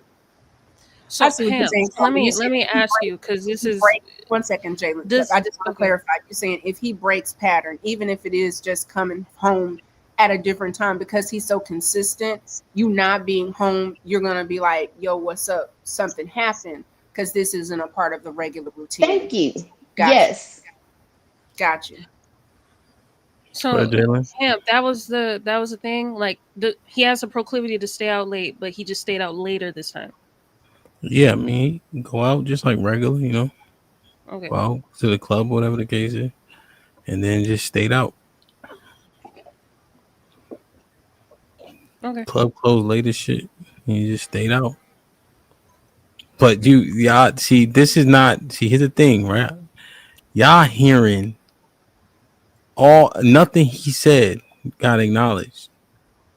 He's supposed to call. That's what y'all keep saying. What the men heard was, damn, she ain't complain.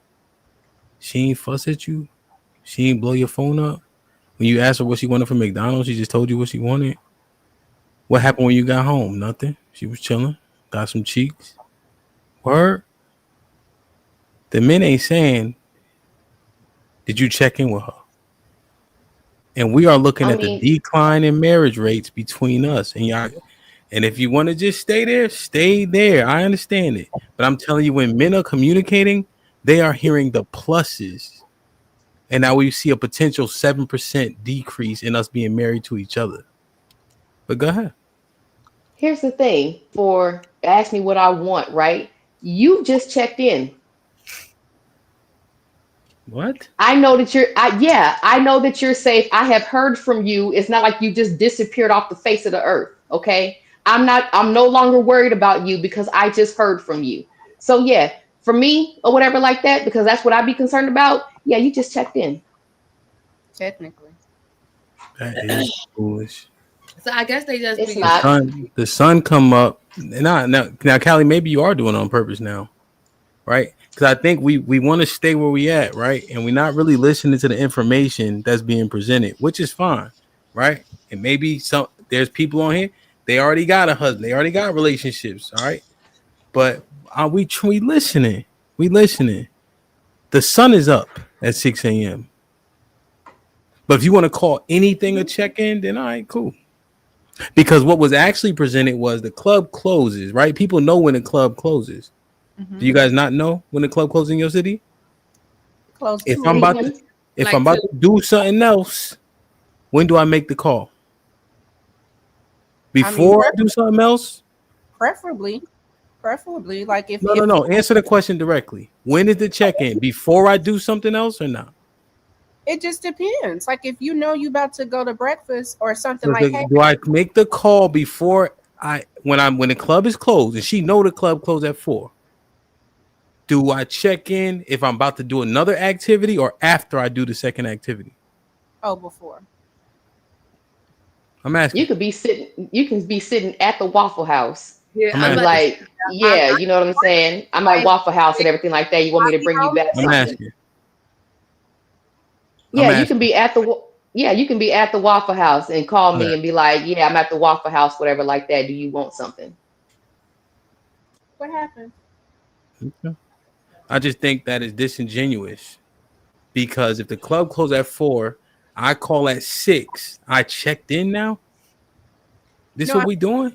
no, I think the point Yeah, was you if did. I was worried about him and you call me at 6 a.m. and say, babe, I'm at McDonald's, you want me to bring something home, I might be upset, but at least I know at 6 a.m. you're safe. So I'm not pacing looking for you. I know you went out, had a good time, You calling, you're not just bringing food home. It is a level of I'm safe, I'm good. You want something? This is where I'm at. I'll be there. Like I just hate the fact that y'all willing to do this for this minuscule part of the conversation, right? And it halts a conversation because even Stevie Wonder could see that if I call you at 6 a.m.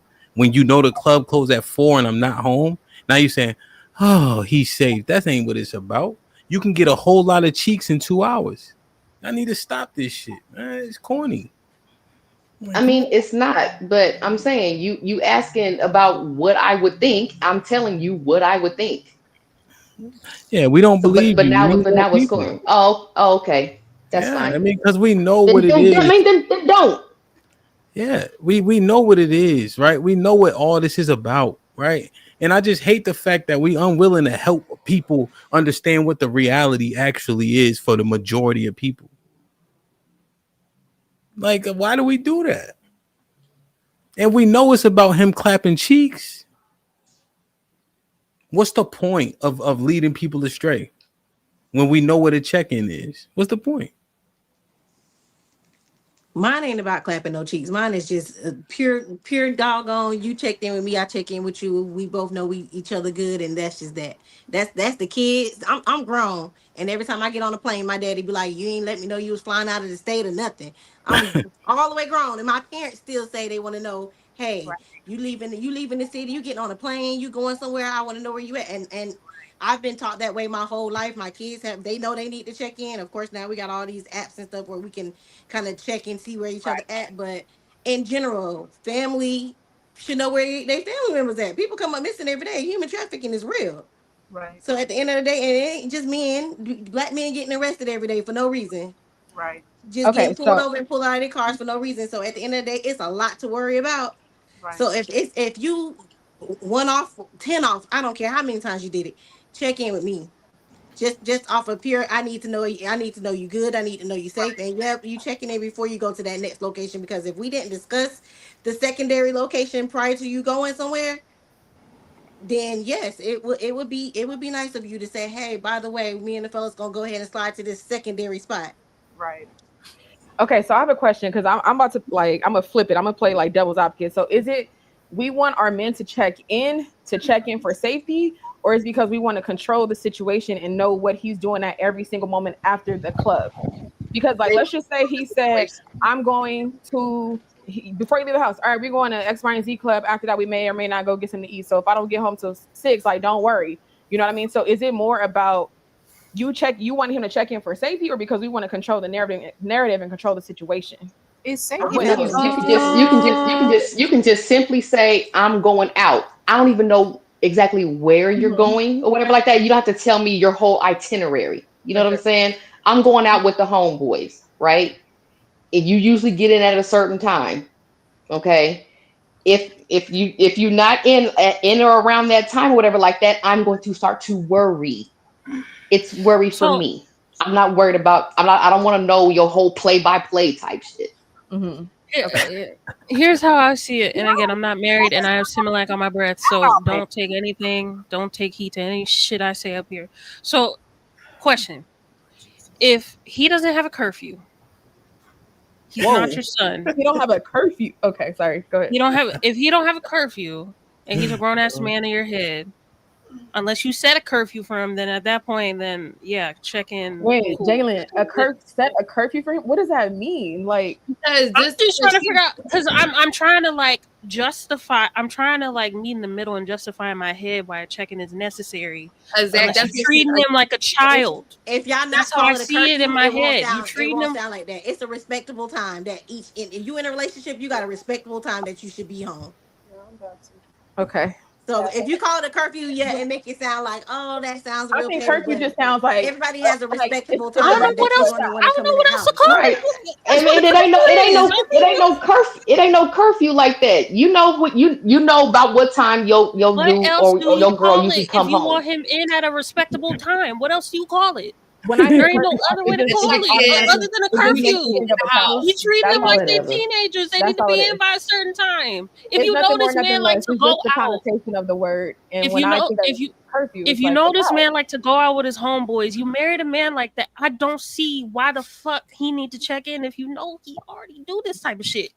Yo, Because he usually gets in at a certain time. this I is mean, you know, okay, I'm done repeating. Curfew. yeah, Yeah, It's Hold not on, no really. set time, so it's not no curfew. Yeah, nah, it's a set time frame. Jesus Because Christ. you have an expectation. That's a curfew. You looking at the connotation, look at the denotation. The denotation, she's 100% accurate. Because if he doesn't come in before that time that you expect, It's an issue. yeah, that's a curfew. Yeah, a curfew is a hard stop. Like you better be in the house by 1 o'clock, or like you ain't getting in the door. It's a hard stop. That's what I think of when I hear curfew. So if you're saying a reasonable time, then we need to call it a reasonable time instead of a curfew, because a curfew is a hard stop. Like bottom line, Curfew is you getting in at a reasonable time. I get y'all don't like the word. Fine. But I'm Okay. telling you, that is what a curfew is. You being home by a reasonable time. And if he don't get there by a reasonable time, you call him. You may not be like, get your ass home, but you're gonna be worried because you expect him to be home at a reasonable time. And then when he called you and asked you if you wanted them tacos, you cursed him out. You told him no. Tacos from Taco Because Bell. you're gonna be feeling like any black woman gonna feel like she boo-boo the food. And that, I'm trying to tell you. They're gonna feel like she boo-boo the food. Like I'm rolling over. Niggas wild, niggas let the sun beat them inside. Like it's cool. The sun, when I DJ 6 days a week, the sun beat me home a lot, nigga. But I guess it's because of the job, right? So the job, it made sense. But it's crazy though, because even when we was in DC, I didn't never see your phone come out be like, oh, let me call my wife and let her know we're outside about the race. Like, you ain't checking. It won't know thinking about it. He was outside enjoying his life. And he was safe. Yeah, I didn't even really get too caught up on the scenario. It's more of the humble bragging. Just the initiative, like niggas love to fuck shit up and then move along. Niggas that fuck black women up. You missing it, bro. Straight. No, let me finish. Straight in destruction mode. Y'all bitter, hurt, traumatized by shit they done you. Now they going somewhere and trying to pretend like it was all you. Prop them up, put them on a pedestal so they could fatten them up for the slaughter too. Because they gonna take them everywhere they fucking go. Damn. And I can't wait till there's a bunch of white women raising kids by their fucking self because they think they so much better than black women and crying on TikTok like they doing now. It's an epidemic. Because they gonna get. Well, the windmill is misplaced using the example because they got 3 kids together and they still together. They married? I'm having a hard time following what you're saying, Cheryl. Can you repeat what you said? Marriage is inconsequential because y'all already say marriage ain't the goal, so that's not even a fair question. Okay, that's my thing. They're gonna get the same thing. She's a baby mama, glorified. No, they live together, they own stuff together. So I'm same just looking thing at with it. Black women, and it don't count. Own? No. Like I know black women who've been with men for. I know too, but own wouldn't be a thing you would say in mass, right? So that's not the majority. Is the point? So. No, I'm just looking at it, right? Because if you saying that you saying all that based on what was presented in the example, I'm just giving you the 5 years later and what has manifested 5 years later.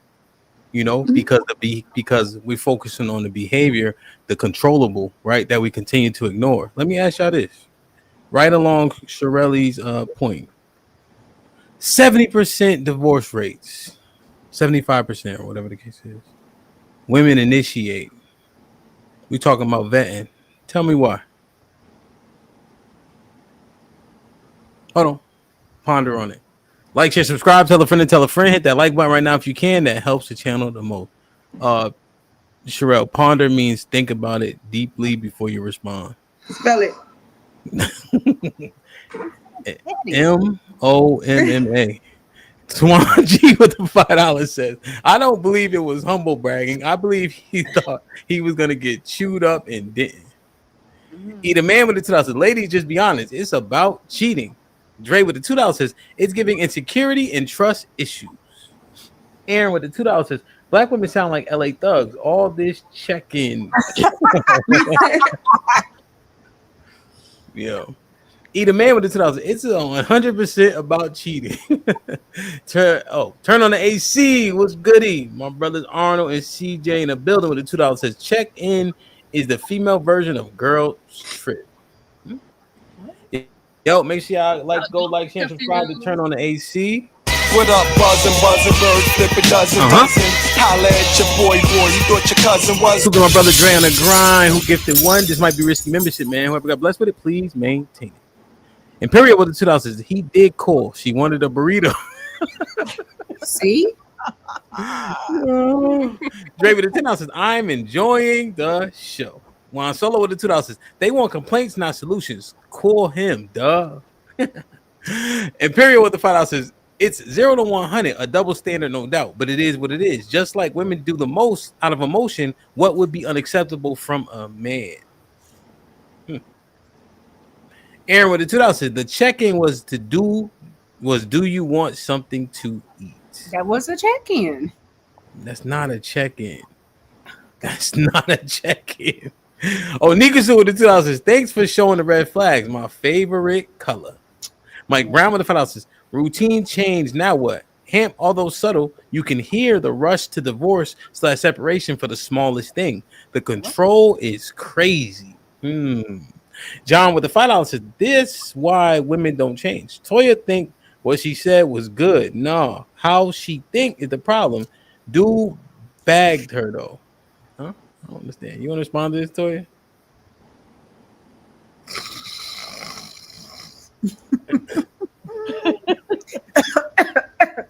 I'm afraid. I can't hear you. Check. No. Here. You got the link. Here, Toya, I'm gonna drop the. Oh, you got the link still, right? Just go out, come back in. That usually works. Maybe her mic died. Yeah. Yeah, her mic might have died. The little thing right there. Let's see if she respond. Aaron with the $2 says marriage sounds like situationship with rings. You put the StreamYard yeah. link in here, like she was up there to be in. Oh, I'm bugging. Sure did. But yeah, because We can hear. okay, so yeah, me and my husband, we 13 years in, so we don't have them problems. But it ain't about trust. We don't even have those type of issues. At the end of the day, in our relationship, when you get into a relationship, you set boundaries of what you want from each other. Right. At the end of the day, what he needs from me and what I need from him. So my husband is the type that feels like he wants that check-in. He wants to know where you at and what's going on. Not necessarily my every single move, but in general, how things flowing. At the same time, because we have family, we have kids, we have businesses, us checking in with each other helps us be able to navigate throughout our day. So for instance, if he's ran to Walmart today and didn't check in and say, hey, babe, I'm at Walmart. Did you need something? Now I'm running to Walmart when he could have just picked up the tampons for me. Now I got to get off work to go do this when he could have just checked in and say, hey, babe, I'm at Walmart. You need anything? So a part of the consideration, just like Callie keeps saying, it's consideration. When we check in with each other, not only is that, us helping each other out through our day because, hey, maybe he closer to the kid's school and he done got off work early. Why did you just come straight home and pass the kid's school when you could have just went in and grabbed them from? You could have lightened my load for the day. So at the end of the day, in all relationships, you come up with things that work for you and things in ways to help each other. In a sense, you agree to certain things. So for instance, you agree that there's a respectable time to come home. If I'm going to step outside of that respectable time to come home and I'm doing something outside of my ordinary routine, it's my duty to check in to say, hey, and to me that asking for food wasn't checking in. That was after the time. So to me, it wouldn't fly for me in my relationship. To each his own. And everybody's going to have their own relationship. Everybody's entitled to having their own relationships. But me and mine, we good over here. We understand exactly what we're doing and how we're doing it. Would it be the same if you guys share locations, though? We don't share locations. Okay. But I'm saying, hypothetically speaking, if you did share locations, would the expectation still be to check in? Heck yeah, because my kids say stupid stuff like, "Mom, why didn't you just check my location? Because I paid that phone bill for you to pick up the phone and call." I'm not stopping what I'm doing to check a app when your voice works. I want to, hey, how was your day? How was school? I ain't got time to be talking about, let me get on this iPhone. Let me see if they made it in the house safely. No, did you get in a fight on the way home with somebody bullying you with something wrong? So that the world is too disconnected. Everybody want to be, chatting and texting and doing all these things. Don't pick up the phone and call me. I tell my kids when they at home, there's no reason for you to be texting me talking about, Mom, what time you get home, or Mom, I'm hungry. Call me to check in. Call me to say, hey, Mom, I'm good. Hey, Mom, what we eat? Like, I need to hear your voice. Let's read All that these. disconnection stuff is that's for the birds. Aaron with the $2 one hit wonder, same old song. Where's the remix? Juan Solo with the $2. I bet she got a Black Panther tattoo. They talking about the video. Anthony with $2 says, facts, Toya. They are in situationships. Hakeem with the $2 says, Toya, black men don't cheat, so stop the narrative. Just then, salute my G. Been a member for 4 months. Joel with the $10 says, Toya, how are so many black men struggling with black women who claim they don't do struggle love, though? Don't we gotta show up as finished products? Make it make sense. I don't know about them struggling with black women. But here's the thing, like, I don't, even with Joel, like, how are you a finished product that when you get into a relationship and you become a union, things change? Like, what kind of question? This don't make sense. Joel, send another one and clarify what you're trying to say. Because what are you saying? Aaron with the $2 says, it doesn't matter about the nationality. If y'all in a relationship and y'all struggling, y'all gonna struggle together. And if y'all choose not, if that's gonna break y'all, then that is what it is. But black people aren't the only ones struggling, and black relationships aren't the only ones struggling, and all of the things. So I don't get that comment. Aaron with the $2 says, your grandpa's side chick was peaceful. Let's talk. Mike Brown with the $5 says, Saudi, are you a man's peace in a relationship? If we can ask for, is he saying sex or whomever? Ask whomever. All right, or whomever. Will they say you're peaceful overall? Okay. And okay, if we can ask an ex or whomever, will they say you're peaceful overall? Were you the one that got away? Respond to this, y'all. I gotta respond. Who's that? No. That's a weird way to flirt. Yeah. Zeke was popping with this and says, have you hit the like button? Please hit the like button, man. Please. Harrison with the $5 says, salute, my G. Hope all is well. Fifi with the $2 says, passport bros complain about women overseas also. Okay. Aaron with the $2 says, marriage. Oh, marriage. Sounds like situationships with rings. Did I read this one already? You did. Like, share, subscribe, tell a friend to tell a friend. Hit that like button right now if you can. It helps the channel the most. Ed with the $2 says, I listen to this show to practice ignoring my wife. I told y'all he was married. I've been saying he's married. John with the $5 says, I'm speaking on being conditional. I don't have a choice on being conditional. I got to be consistent, but most women feel like Toya. Twan G with the $5 says, I don't believe it was humble bragging. I believe he thought he was going to get chewed. Oh, I read this one. So, yeah, man. Okay. So let's speculate this, right? Because we're talking about vetting, right? And I'm seeing a decline in us being married to each other, which gives me cause for pause, right? I'm not a proponent of interracial marriage, right? So I'm looking at these things, right? We see women leaving at like, I think, he told me, I think it was like 75% now. You said 76. You just said 76, yeah, initiating, you know what I mean? So I want to ask, well, let me read this one because it's a response.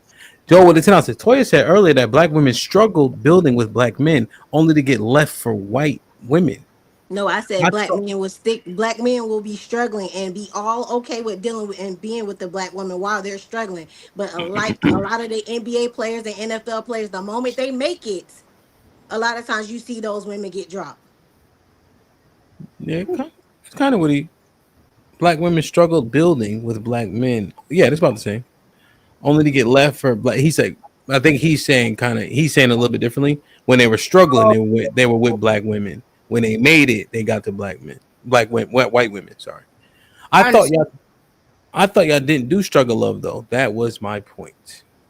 But we know that's not true. And we know that black women are willing to build and often do it. Like if so it wasn't, and when you get on, he leave your ass for a white girl. Like it's a whole Kanye lyric on top of he did the shit. Like prophecy, like speaking shit into existence. But we also see the chick that gave him the most knowledge and gave him the most game was the chick that was on College Hill. Like who introduced him to fashion?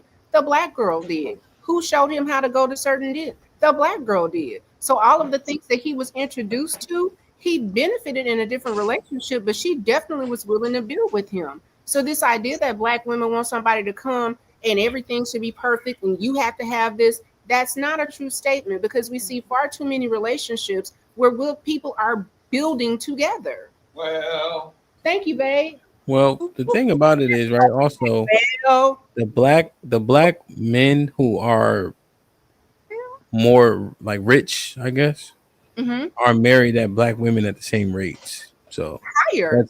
If you want to look at wealth and if you look at yeah, most, but it was like 86%. I think it's like 83%. You know, it's so higher. the point is right. Not to belabor it, is that successful black men marry black women. Right. Yeah. I think that might be a tad bit of a misconception because we see Patrick Mahomes' dad and shit, right? But there's several black men who are second generation football players that are 100% black, right? There's actually more of them, you know. So we see that shit all the time. Yeah, I'm like, so Asante Samuel, Patrick Surtain. I mean, it's a whole bunch of them. right. So let me ask y'all then. Talking about vetting, we see that women initiate these divorces over 70% in our community specifically. What's the speculation? What's going on? Because obviously our vetting shit is just fuck, then people who get divorced and get married again, what's their divorce rate? Like 70% or 60%, some shit like that. So what's going on, man? Why is the initiation rate, women initiating over 70%? What's going on? What y'all think is happening? I think a lot of times the marriage may have already been dissolved. The woman is just the person that fills out the paperwork. Like the marriage may have What's the why behind it though? Well, if the marriage is over, you've tried everything, that she may want a clean break. She wants out. Like, why are we belaboring this? Over. What does over mean? One. Did he freeze? Look at God. Look at it's a takeover, y'all. It's a Let's you see that? He really he was trying to get me because he's like, well, the Bible. He was finna hit me with the Israelites. I was like, yeah. We know why. We know why. Because women fill out the paperwork. She's the same person that's filling out all the other stuff. Like, come on now. Wait, what was the question? He wanted to know why not black women, but why women are the person that's initiating or filling out the paperwork for the divorce. Like, what is the cause of that? It's the same way he be explaining the Chug situation where Chug don't never tell nobody because he always beating on his sisters. He the one always doing the stuff. He ain't come and tell on himself. Right. Yeah, I don't. People that file police reports ain't the people who the police look for after. You know who gonna get paperwork. You know who gonna get the paperwork. I mean, yeah, it's literally because they find out that the juice is not worth the squeeze, and then people already going into it thinking, "Oh, you got the ring I could cut up." Yeah, I also think too, like when a woman is emotionally checked out, they're gonna do everything that they can to get out of that relationship. Whereas maybe a man may not care, or he may not be emotionally checked out from the relationship or the situation. So that's another thing. Like, men will stay in some shit and just cheat. Yeah, they'll stay in it and just cheat, and they don't do fuck that. Who cares if you're not happy, bitch? I don't care. I live across town with my side chick, and they won't, because they don't really care. Like, men, they don't even go to the doctor. So let me ask you. Like, men don't even have a PCP. Go ask your nigga. So let me ask you. PCP. They don't got no PCP. They don't even know what PCP is. They probably think it's the drug. But Sherelle, let me ask a question to the panel. Two questions. They probably think PCP is a drug. They don't know what a PCP is. Do you think, one, women need the clean break? Like, I want this over with. I want a clean break. And two, is it more acceptable for that man to stay in that, have somebody else, and kind of just belabor their marriage versus a woman that's No, cheating? It's no, like I'm gonna tell you why I think women leave, because they gain. They sign up because they're gonna gain. Any smart woman that marry a man is gonna marry a man she can gain from. Mm-hmm. So she know I'm gonna get the house, the cars, the kids, and this nigga gonna have to pay me, and I ain't gonna have to deal with his bullshit. Them be the main ones be like, hey, you know, I Okay, sign but them papers. like, I think that's a valid reason for them to sign. I'm not saying it's right, but I'm saying like men have a lot to lose. It's cheaper to keep her is a term of endearment for them. It's cheaper to keep this. This is gonna take all my. So they ain't trying to go up there, put them white folks in their business. You know how they be, you know. so would you say But that's why hey, women typically foul? Like yeah, that there's they sign the papers because they gonna get the gains. They're gonna get the house. They're gonna get the cars. They're gonna get the kids, and they're gonna get finance. And now they have an income from him.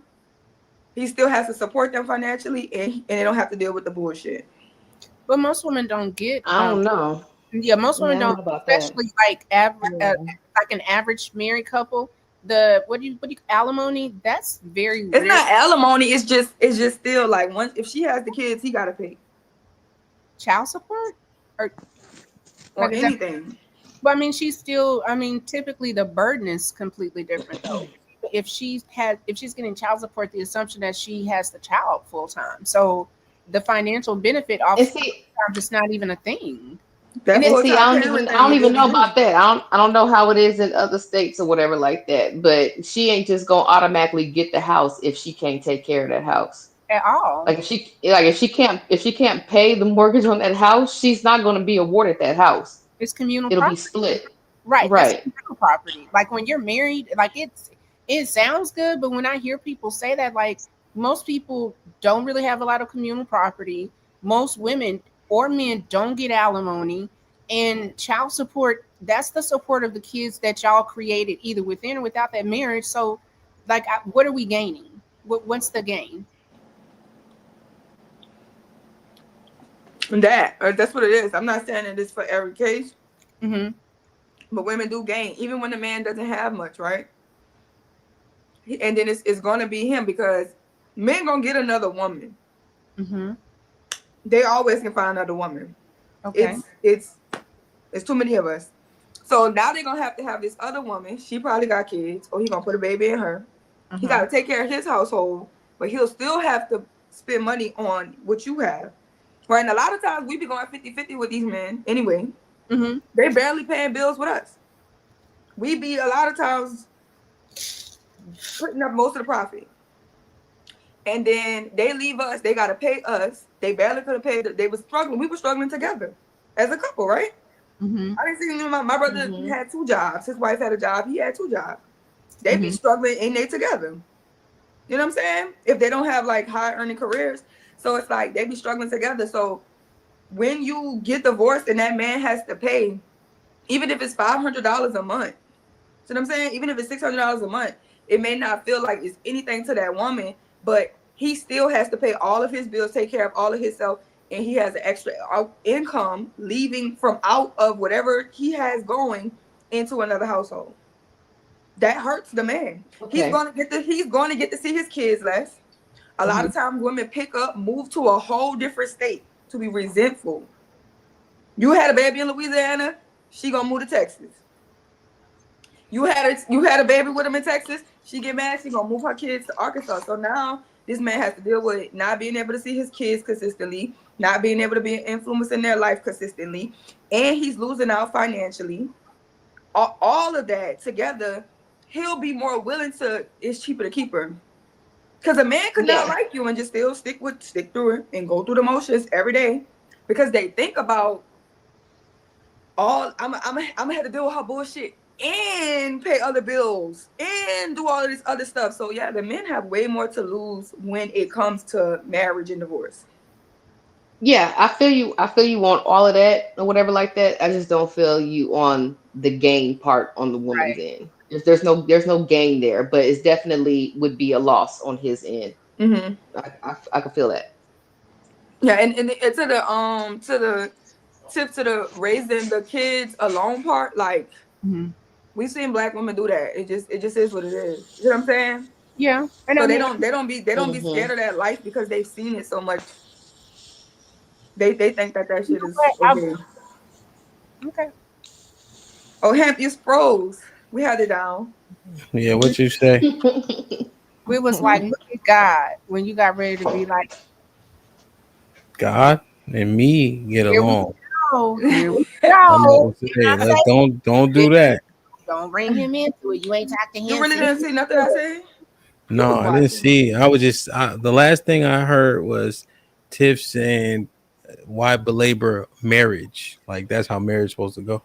Oh no, I was explaining because you had said why do women sign up No, no. What's the point? Like divorce. the divorce rate so high. I Tell was me more. saying like with women, they're more eager to sign up for the divorce because I feel like women have more to gain and men have more to lose. And then I was just kind of explaining that access to his kids, the outcome of the money that he has to spend, because he'll still have to pay his own bills and things like that. And then he'll have to have a supplement income because he'll still have to take care of that woman. So a man just has a whole lot to lose. So he'll be more eager to stick it out with a woman he's not with So, or Rel, are you saying she's more willing to divorce because she knows that she wins in divorce?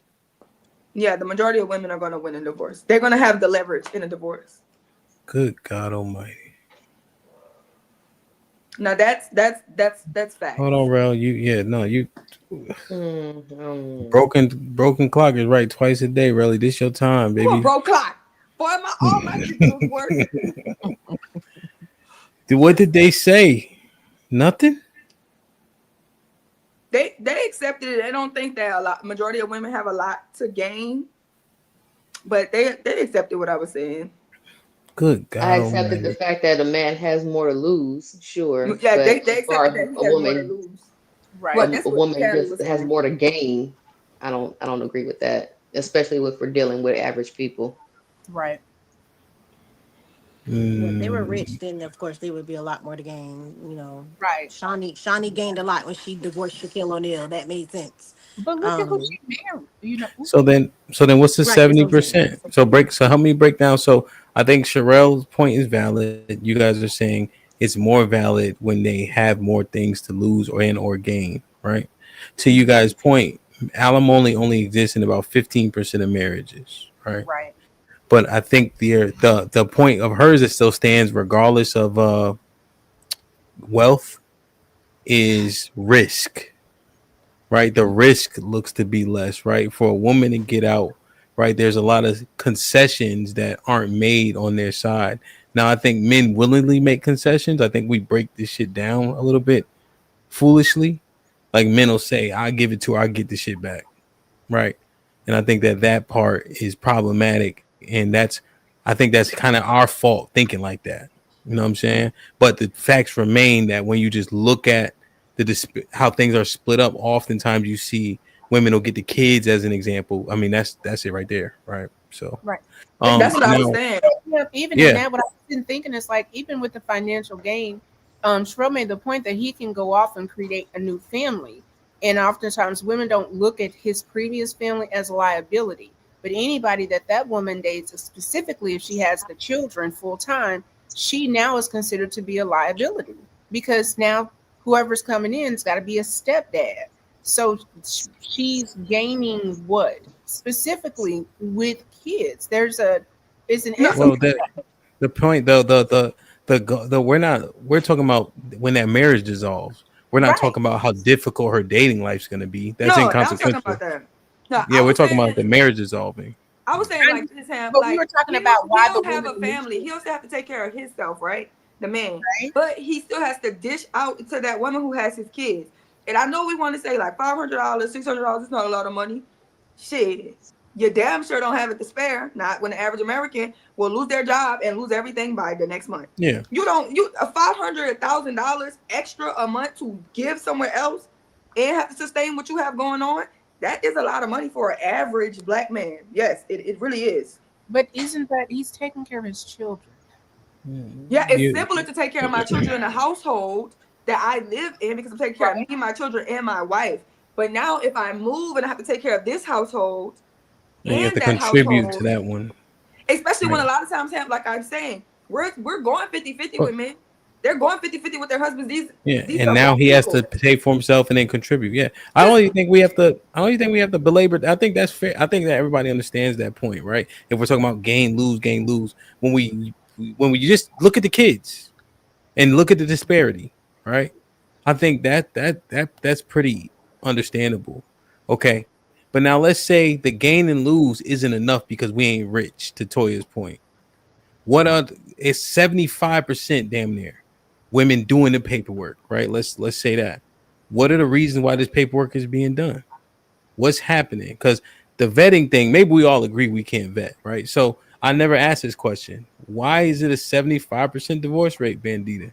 Or initiation from the ladies?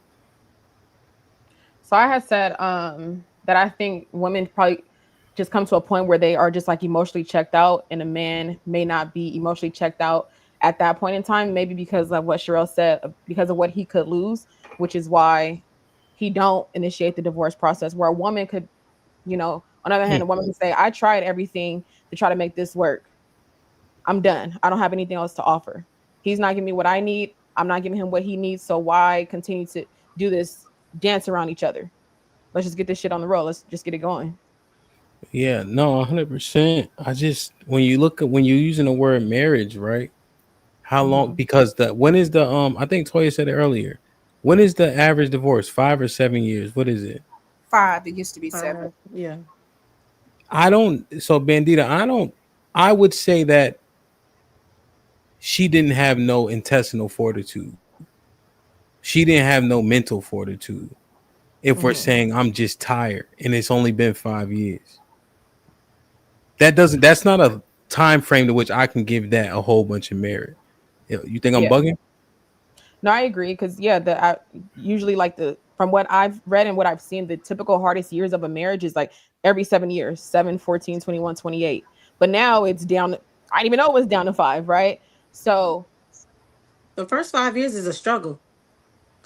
And I'm not gonna lie, the first 5 years I'm is a sure it struggle. is because you're still trying to adjust to each other. You're still trying to adjust to your new reality, and then you bring kids into that. Like, yeah, of course it's gonna be tough. Especially if you have kids, because if kids they add to it a lot. So people who don't have kids versus people who have kids, that's a whole different type of relationship Yeah. altogether. So yeah, there's a major difference. But I agree with what you said about when a woman is kind of a little bit more checked out, she's checked out.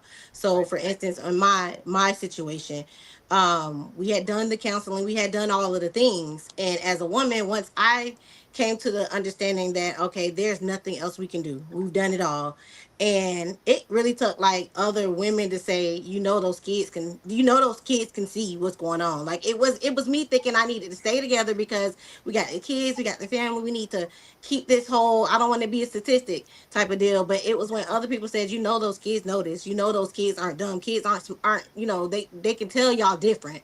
And it was just like, dang, do I really want to teach them that? Because I don't want my kids to grow up and not know what real love is, or what a true love, or what a real marriage should look like. I don't want to fake it, and we're all in the same house. So as a woman, he might not, the man might not have thought about it in that way, because all he was worried about is, looking like his household was this, versus I'm a woman, so I'm thinking about emotionally, I'm thinking about all the other things. So when it came down to it, it was easier for me to make the decision once I realized, okay, I might be doing more harm staying.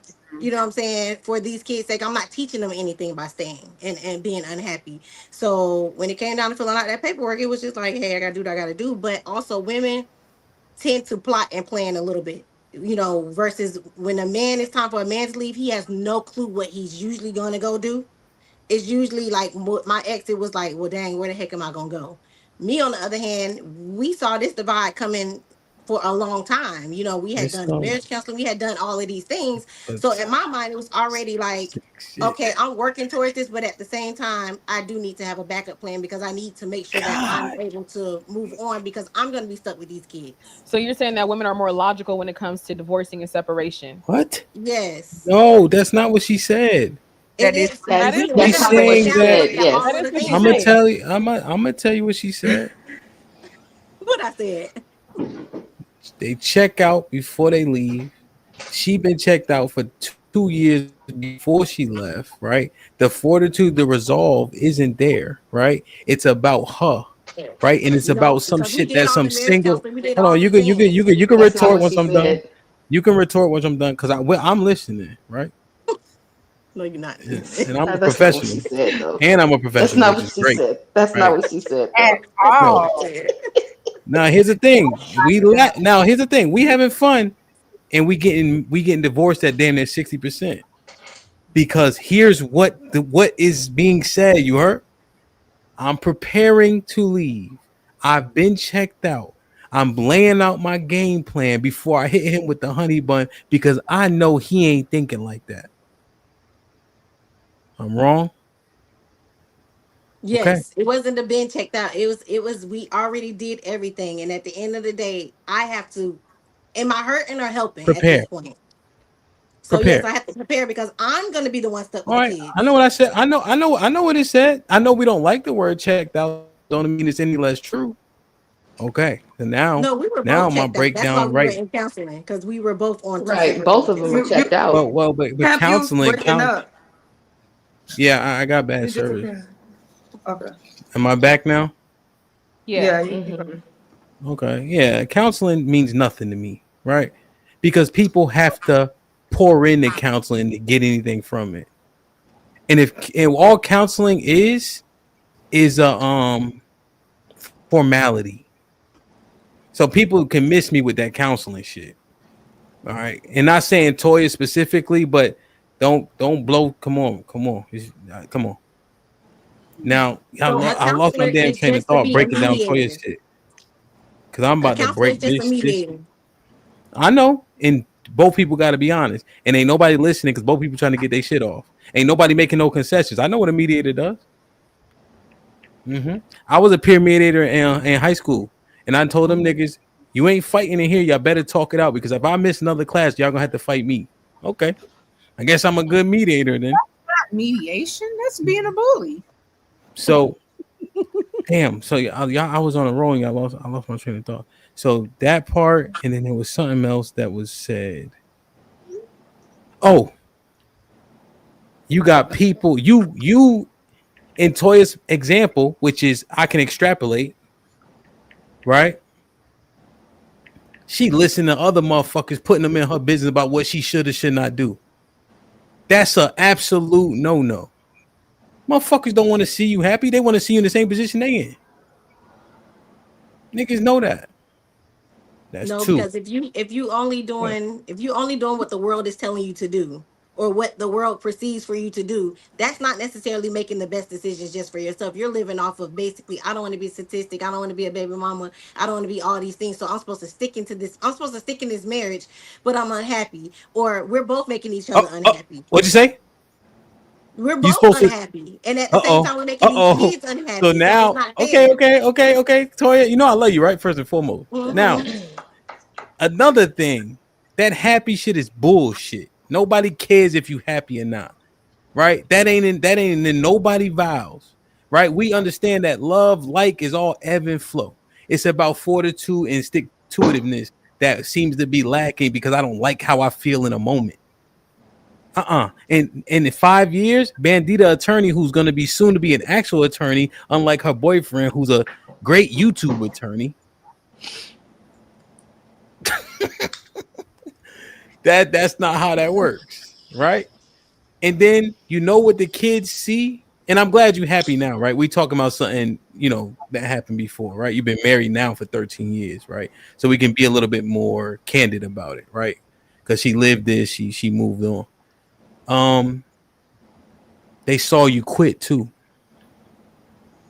They were And happy. I don't know. Yeah. But see, here's the thing.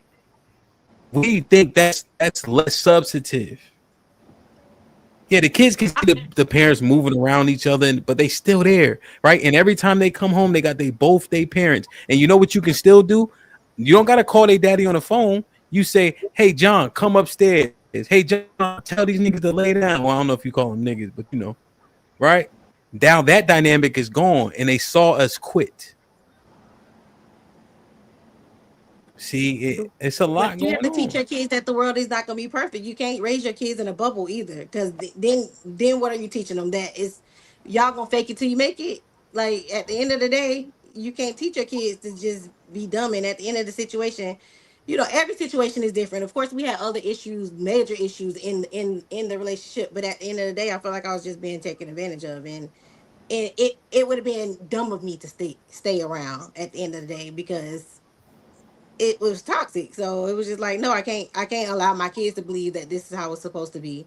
Now, man was a great father, but a horrible husband, and they see that, and I'm raising daughters on top of that. So I have a real thing about how you raise these little women to what they see is what they're gonna emulate, and what kind of husbands they're gonna accept when they get older. So No, but that Toya, matters. we also presenting to them It's okay. conditional, Sometimes you got to know when to throw in the white in the flag. but we You have to also teach your presenting kids. You to. got to teach your kids how to quit. Sometimes some things you have to quit. Oof. Some things you have to throw in the flag and say enough is enough, because otherwise you allow yourself to be abused and everything else. So at some point you have to know when to hold them and when to fold them. That's a hard lesson in life, but you can't win everything. Your kids got to learn how to lose sometimes, and then you rebuild. Not You in got to learn five how to fall off years. the bike and get back up. Jalen already told us 5 years is not enough time. Not for no relationship. Oh, Not for we no. did 7 in that first one. Yeah, not no 7 years. Marriage is a thing that we put a covenant between us and said we're gonna do this forever. So now we can't do it for more than 10 years. It just don't make a lot of sense. And I agree with you. You can't win everything, but you got to play the game. And the one thing that I heard, Toya, is conditional. Being nice to the nigga gotta be a part of that equation while this thing goes downhill.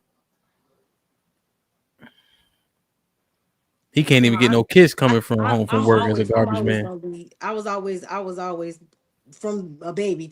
Treat me how you want to be treated. At the end of the day, so I'm not gonna keep give. I ain't gonna be stepped on in no way, shape, or form. So I ain't gonna keep being this sweet, sweet, sweet give, because people will take, and that's how you get walked all over. So at some point, when you grow up and you go through some things, you'll start to say, hey, I'm not gonna accept this, I'm not gonna allow certain things. And if you acted in this way, then don't expect, what I'm saying, and when we can sit down and talk about it and come back to the same table and get back on the same page, then we working together. Now we working together. Now we working towards something. But when we on two separate pages, what I'm saying? Like I said, we ain't doing stupid stuff like staying out the house, or, what I'm saying, we ain't disrespecting each other in no way, shape, or form. But if I cook dinner and I say, baby, hey, the pots is on the stove, that just is what it is. Let us have our moment, and then, hey, we're gonna talk about it. And guess what? He gonna come to me and say, babe, man, what's really up? Let's talk, because I see you being kind of just in a mood, or I see you just kind of ain't been in. Okay, now we need to talk, because I probably already asked you to talk and you avoided it. So now my actions are changing. Now I'm getting a little bit more shut down because you acting shut down. I can't continue to operate and be the way you want me to be, but we're shut off. So once we can bring it back together and have some real conversation and get back on the same page, and we understand each other, what's needed from me and vice versa. I'm hearing him out, he's hearing me out. We on one page. We connected. Now we good. I know, but what happens during turbulation? What's that shit called in the airplane? Trials and tribulations. Turbulence. See, Turbulence. what I hear is I'm big on turbulence. communication, so we got to be able to talk. I That's know, big. but I don't even like to go to bed mad. So we're looking at turbulence though. We're not, and what you've been articulating is turbulence is the key to leaving. I Because ain't when that they easy. look at It ain't this, that because easy. no, it's not that simple, right? I'm just It kind of ain't that simple. I'm putting it together for the sake of, what I mean, being concise, right? Because here's the argument that the men make, right, Toya, is that women leave because they ain't happy, because they don't like it, because they checked out, and that's what's being articulated. And they more willing to leave, to Sherelle's point, because they don't get their ass kicked normally in divorce.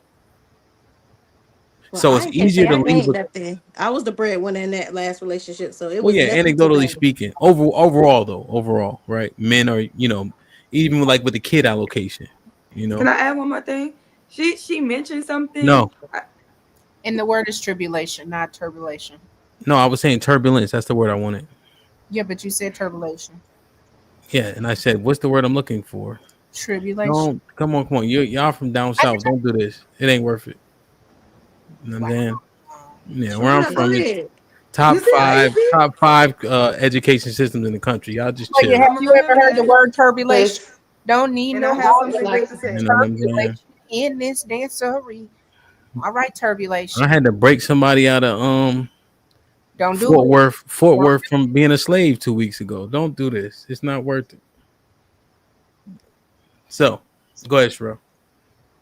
Oh no, I was saying that too. I think that See if my women phone- have more supportive systems when it comes to divorce. Men, if they talk to their friends about divorce, majority of their friends won't encourage them to get a divorce.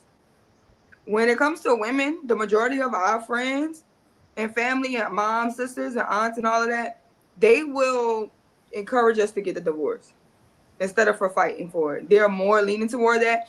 And we have more support systems. So let's say we do have to split the house and we both have to move out.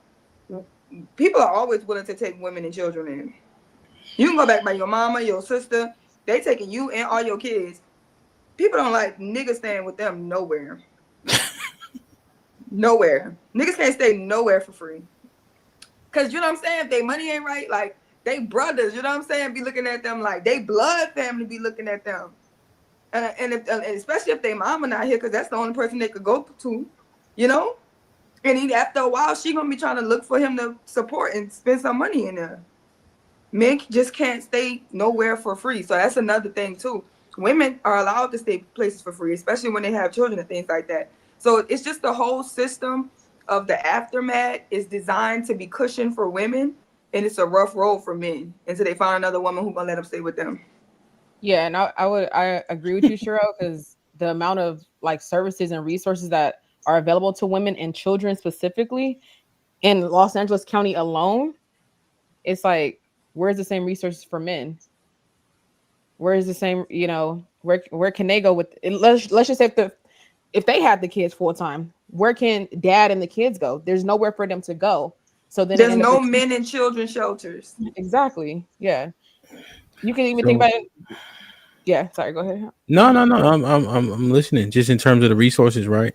And I Yeah. think what is Research are being very articulated, scarce. yeah, and what you guys are articulating is how it's easier to skedaddle.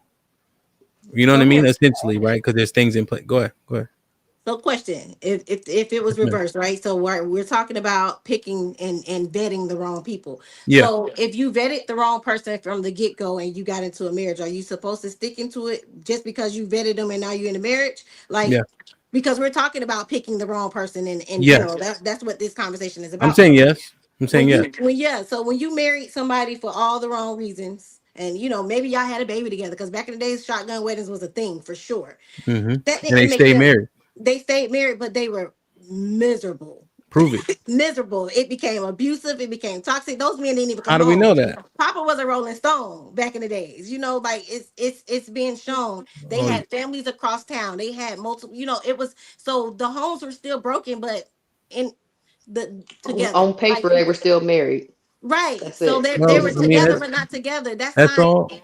That's That's all. not what That's. we're doing in today's world, because But we lean on just that like and we can't prove it. say it again. We lean on that and we can't prove it. We can't prove what. I could We prove it can't in prove my I it. Do own can you prove it. family have? My though. granddaddy Let me got ask y'all. kids from. Let me just ask you a simple question. Do we have paternity results? Have people admitted that what's happening? Yes, we know. Yeah. We can look at our grandparents and tell grandmama had so many kids, but granddaddy had different kids and different. Hey, Yeah, you just got uncles speculate. that came from other places and they the same ages. Yeah, I'm trying to understand what you're saying. The point is what The people were point is, unhappy. Who cares? the point is, I'm not. You shouldn't nobody have to stick in No, nothing they were because just married on paper, is what she's saying. They right, pretty weren't much. even So No, together. I get. is I that what we're understand how to teaching? You want skirt people to things. stay I together understand just it. because they married and they said they vowed to stay together forever? Yeah. No. So Well, because you want your They daughter to be didn't. staying in a relationship where somebody is mistreating her in any kind of way. y'all can add up. You can add all that stuff in, Because you're right? gonna be over there knocking a nigga head off if somebody over there treating your daughter right. So she ain't The gotta divorce him because he might not be here no more. the vetting stuff is key. The problem is people moving around like us up here on this panel, acting like we know what we doing. So you want to be grown. Now you got yourself in this situation because you turn red flags into yellow flags. You don't just get to up and leave that situation. Sorry. You want to be a grown up, stay being a grown up. I ain't collecting red flags my whole life.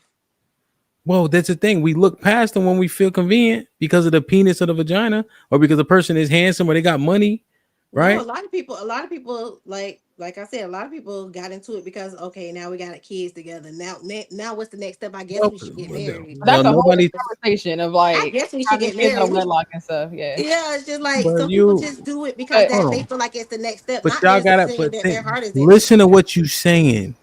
Yeah. You gave a man your womb.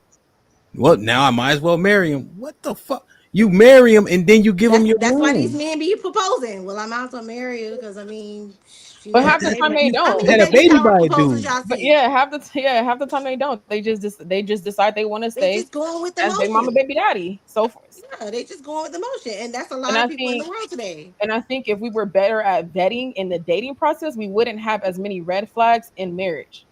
And a lot Because of people just slip up and have a these red are flag is slip up always going to be a babies. red flag, no matter how you want to look at it. It's always going to be a red flag. You can't turn a red flag into an orange flag once you get into a marriage. It doesn't work like that. I'm not married, but that's what I see, right?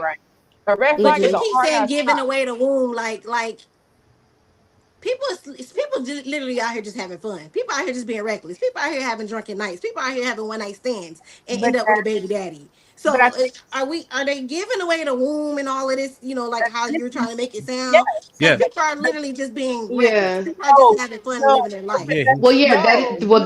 that's the reckless part is just giving away your woman, just having babies for just You're anybody. That is the That's what yeah, I'm that is the saying. reckless You're part. being negligent with your body Having and then fun. expect the man to wife you up when the red flag is a red flag. Bottom line, you can't Well, change a red Yeah. flag. it's not even that. It's you're having sex with somebody that you don't know, and by proxy, you're bringing a child into it and saying, "I don't know you, you don't know me." Well, with babies coming, let's try to figure it out. Versus, I need to get to know you and have somebody vet you before I even sleep with you. So Or that someone having that you don't even fun want to comes marry. at what? Well, the fun comes at one cost, and I think Right. that's the thing. It's like we really need to understand culturally, like you having a good time at what cost? Bringing children into this, but we had a good time. Okay, but now for the next 18 years, and those of us that are parents know that 18 don't never end. My son is Right. 27. I am 46. I'm gonna call my mama this, mama that. It doesn't end. So we don't have the caveat, the right, and we gotta start saying like the fun and the fuckery has gotta end. And if you really want to sleep with this person, like if you give it up tonight or you wait and get to find out, like you might find out that you don't like him and you don't like her.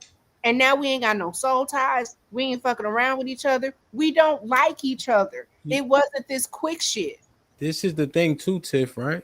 And Toya, that part of just having fun when you literally let somebody put himself inside of you, right? And we calling it just fun with all the things that are happening. That speaks to why our marriages are failing. It speaks to the lack of vetting and understanding. It's literally the same train. And You having know what fun I'm comes at a saying? cost either way. Yeah, even what and like Even if Bandita you with are this being two part sick or two, whatever. we men talking about how we get fucked over in family court, but then we also say we can't control our biological loins, right? It's uncontrollable. Well then, beloved, I don't want to hear you talking about you getting raked over the coal in family court, my nigga. You knew it was like that before you put your penis in her.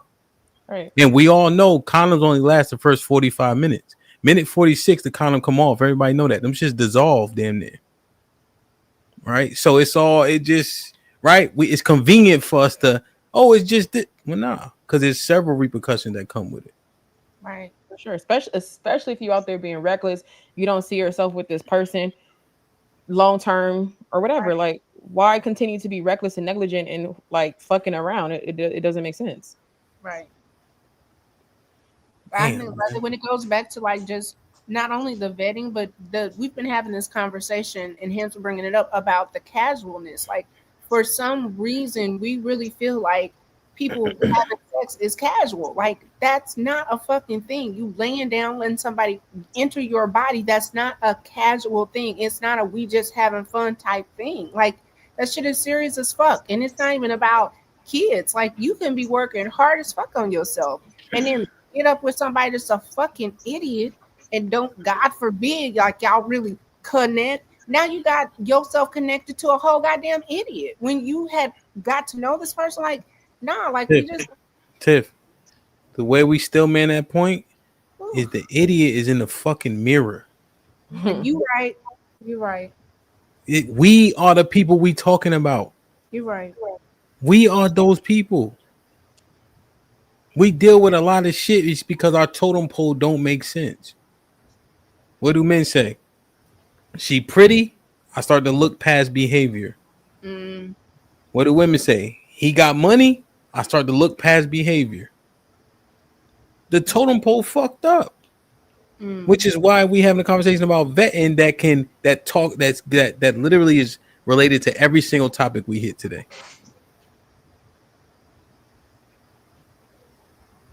Yeah. Again, I think, like you said, as far as vetting, as far as sex, as far as responsibility, like, we just got to take things more serious because it's not just culturally, we just struggling, even to the point to where sometimes you got to just admit, like, I've made some horrible ass decisions in the people that I've dated. I need some goddamn help. Like, I've made some bad choices. Help. Nigga, help me. It's me, bro. Hey, Tip, every time I got in trouble, for the most part, it was my fault. Right. I was never standing in front of that prosecutor or the judge for no speeding ticket. I didn't know my gas. I wasn't pedal to the metal. Right. For no dumb shit. I'm like, see if I can get get my way out of this bag. You know what I'm saying? Yeah. That you put yourself in, you know? Right. And I just think like and I say this a lot, right? Right. And Toya, you did a great job today too. You definitely gotta come because you were just saying what it is you thinking, right? And we minded through it. But one thing I always say, if we judge ourselves off our intentions, we judge everybody else off their actions. You know, and because we can determine our intent, but we can't see intent out of anybody else, so we just judge it based on what they did. You know, and I think that's how we're able to kind of feel better about our decisions. When the truth is, we are them. You know, and I've seen some decent positive things come out of therapy, but I just generally still have a hard time with a lot of mental health stuff. Like, I don't think I believe in depression, as an example. You know what I'm saying? So I'm just kind of, you know, like, even like I talk to a therapist and I'm like, I could tell you whatever I want. No. And then you got to give me tools based on what I'm telling you, right? They can't give you answers, right? Just based on the construct, you know. Just depends on what kind of therapy you do, but yeah. But here's the thing: anyone can be depressed or have a depressive state. No. I'm not trying to argue. I was telling. Well, hold on, Tip, because that's not the conversation. I wasn't. I'm saying me, right? Personally, I'm just telling Toya to give her like kind of just a little bit more perspective because she never heard me like say that before.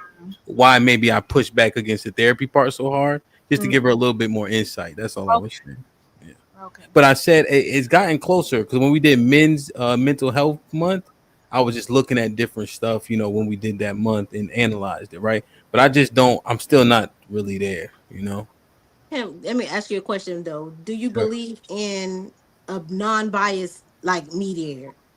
Like, say for instance, you might be able to say something. If you and your wife sit down and y'all trying to have a conversation, it might turn into an argument. But you have a referee there to say, okay, now what do you say? Okay, now what do you say? And y'all both are being able to hear each other clearly, because I got you. in a certain situation, you might not be able to get it all out because one is going to overtalk the other one. I have an answer. Yes. No. I know that the mediator is going to be non-biased. Like, we tried it one time. We had a dude, but he was petite. What does that mean? He was a very small man. Like, your life ain't like mine. This man said he was petite. Right. And then we like this, Toya, right? We like this. I'm like, so I DJ because she was like, you know, we had like a bunch of kids at one time, right? I have two sets of twins. They 15 months apart, so just a lot. So we bought this house, and I had to renovate it and shit like that, right? So I'm DJing, and we live in DC. I could DJ whenever I want. You know what I mean? Just to get the. So we working through this. She's like, "Well, you be having fun and da da da da, because your friends be in the pictures and you be taking shots." I'm like, I'm a DJ. It's a performance, right? I DJ 3 parties a day. I'm tired as shit by 3 a.m. But yeah, if you get me in a picture, I'm gonna smile. Right? If you buy me a shot, I'm gonna drink it. When I'm yelling on the mic, I'm probably laughing, right? But I'm at work, you know. But I've been able to curate that type of work successfully, and now I'm the bad guy, right? So these are the conversations. The fucking weirdo therapist, he's like, well, yeah, she needs an outlet too. I said, the fuck you talking about? I made $1,000 today. Fuck outlet you talk. What? Oh, you're a little small nigga. Of course you identify. You know what I mean? Sorry, my bad. It was so much a pleasure, Toya and Bandina. We ain't gonna listen to you talking chew. Oh Lord, Tiff, it's okay. You can eat. It's ASMR. I'm chewing ice, which somebody gonna be like, "Eat your ice." I don't think you got. She don't got no back teeth though. You got them in, or you? I got them. I don't have the older people gap. Like I got all my joints. Okay. Yo, man. Hey, this is a great show. Yo, Taz, what up, man? I think I seen Eat a Man. What up, Curtis? Salute, man. I didn't even say hi to everybody, man. We had a good show. Check your super chats. I gotta check the super chat. What up, Taz? What up, Taz? Uncle Rick was popping with the 2000s. It's never anyone on the panel, Hamp. You already know. We are YouTubers. We got with our drawers on the outside of our pants. You know that. John with the $5 says, Tiff, ellipsis. You know I love you, right? Cooking. Tiff did cook up a little bit. Hakeem with the $5 says, Hamp, it almost feel like hearing government secrets when the ladies are telling on themselves. Nuts. No. Hey, but that's the information we need, right? Just offerings of what the thought process is, so we can confirm or deny what is a bias, what is actual, what we can make sense out of, and what is a thing that we need to work on, right? John with the $5. I blame him, nigga, a genius, but people can see themselves. They see everyone else. I see you, Playboy. Excuse me. On niggas with the $2. Who wants to hire employees that always quit? Oh, boo. You know they gonna quit when you hire them. With the renewal. Insane with the $5. Short marriages generally don't qualify for alimony, so that's 10% should be looked at with a side eye, because only a low number qualify, and they likely get it. Oh, I see what he's saying. Yeah, they don't. But okay, yeah, that's not a thing. It's still not a thing. It's not a good. It's even the what are you ones guys who are saying? married longer. Meaning No, that, even the ones who are married longer or whatever, right? Right. If they still make about the same amount of income, they ain't getting no alimony. Right. I mean, we were talking about communal property and the fact I think he's talking about when he said that women gain, or when women can gain from a divorce, and that's not a thing typically. The communal property is communal property, on top of if the marriage isn't even long enough to obtain certain assets, like it's a wash. Yeah. Okay. Mike Brown with us. Are kids better or worse after divorce? Depends on the marriage. Yeah. Yeah, I think you'll find that what is said based on survey is that I think it depends on time frame too, Mike. Like I think initially there's a response, as time goes on, there's a response, right? And then they start to miss different things, right? And so, but I think how old they are when you actually get divorced, the too. age and stuff. But yeah, Uncle Rick with the $2. Stuck with these kids, quote unquote. John with the $5 says, "I see what you're Why doing." you laugh like that? Okay, I knew Playboy. you talked about me because I said if women end up getting stuck with the kids, because you do it's stuck. It's called stuck. Joel with the I meant $10 what I says, said. to paraphrase an old Bill Burr joke, if we went skydiving and you told me 75% of the parachutes don't work, you still think I'm going to skydiving? Oh gosh. No, I ain't going skydiving. I mean, come on. Life is about the risk. You got to have fun. Put that parachute on. Jump I out. ain't If you going die, you skydiving. dead, nigga. If you die, you dead. You don't know. If you die, you dead. Not if you did. Not if you die, you dead. If you die, you dead. Is nasty work. I am not going skydiving if that's the case. I ain't going skydiving. Period. Exactly. I don't care if they don't open 10% of the time. I'm not jumping out of no daggone plane on I purpose. am. I want to jump out of a plane. And we were coming from like doing some stuff this weekend, and somebody was over like they have those like what do you call it parachute thing, but it was like electric, and he was just riding around by. Paragliding. Yes, with the fan on the back. I was like, Yeah, I yeah, don't know paragliding. how you do that because that looks super exciting.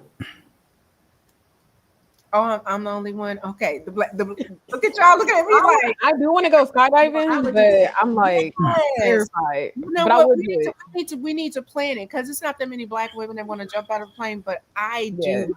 Like I've climbed a mountain, I've jumped off the stuff in Jamaica. I don't think I have it in me to climb like an iceberg, but like, you got to be adventurous.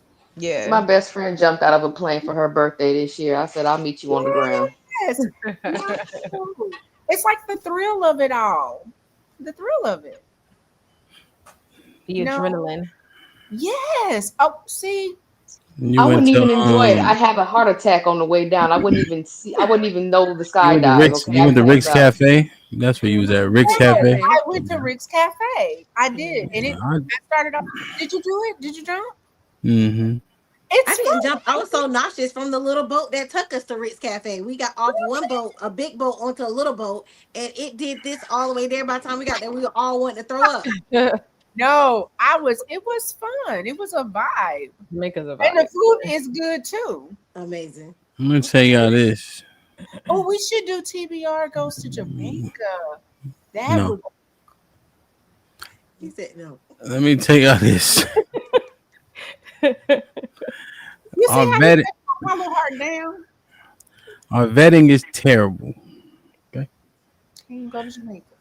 Too much of our vetting is self-centered. I think we are failing fast because of it. A construct that we think is negotiable isn't.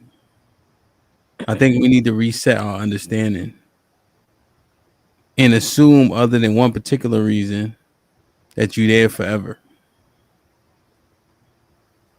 And I just don't know, man.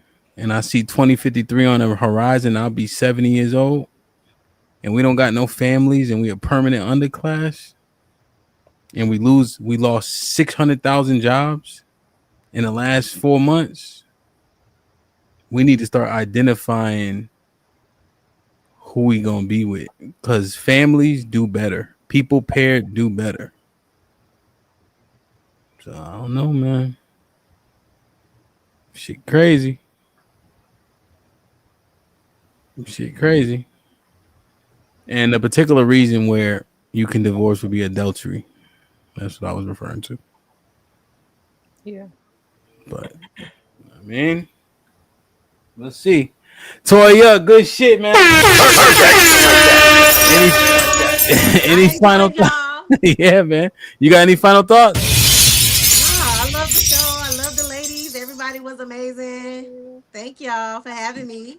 Yeah, man. Make sure I drop Toya a link in the chat. Her and her sister do a dope ass podcast with each other. And they talk about a lot of cool stuff, man. I was looking at some of the shorts, and they just getting started. So please go over there, like, share, subscribe. I know they got at least 20 subscribers today. It's still 240 people in the building. We was at almost 400. So I know they got 20. Empress, drop that link. Let's go ahead. If you didn't already subscribe, please subscribe. As you saw, Toya don't got no cut cards. She gonna say whatever the fuck she gonna say, regardless of the outcome. We talk about everything. Yeah. I know all the tea, all the business. Word up. We gotta get into some of that for sure, man. So salute, man. Bandita attorney, first time, man. Good shit today, Cuzzo. What's your final thoughts? Yeah, I was nervous as hell. I enjoyed myself. Thank you for having me. This was definitely fun. It was a fun topic. It just seemed like different women's perspectives. So I appreciate it. But if y'all need therapy, let me know because I could heal you. No, I'm just playing. Yeah.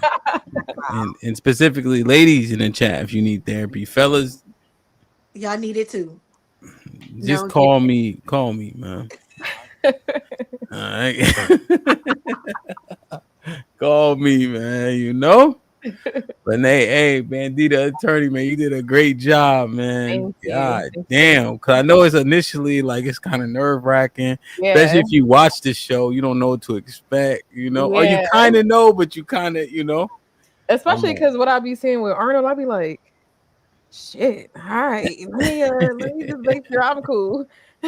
Yeah, no, I think he know me pretty well, so he know kind of how I, you know what I mean. So I think he trusted me to make sure you was good for your first time. So I appreciate that. You know what I'm saying? Thank you. I appreciate it. But nah, you did a good job, man. Y'all definitely gotta, you know what I mean. I'm gonna have Callie stay in touch with y'all because Tiff gonna talk your head off. You know what I'm saying? Jalen, I'll send you a. Callie, any final thoughts? Wow.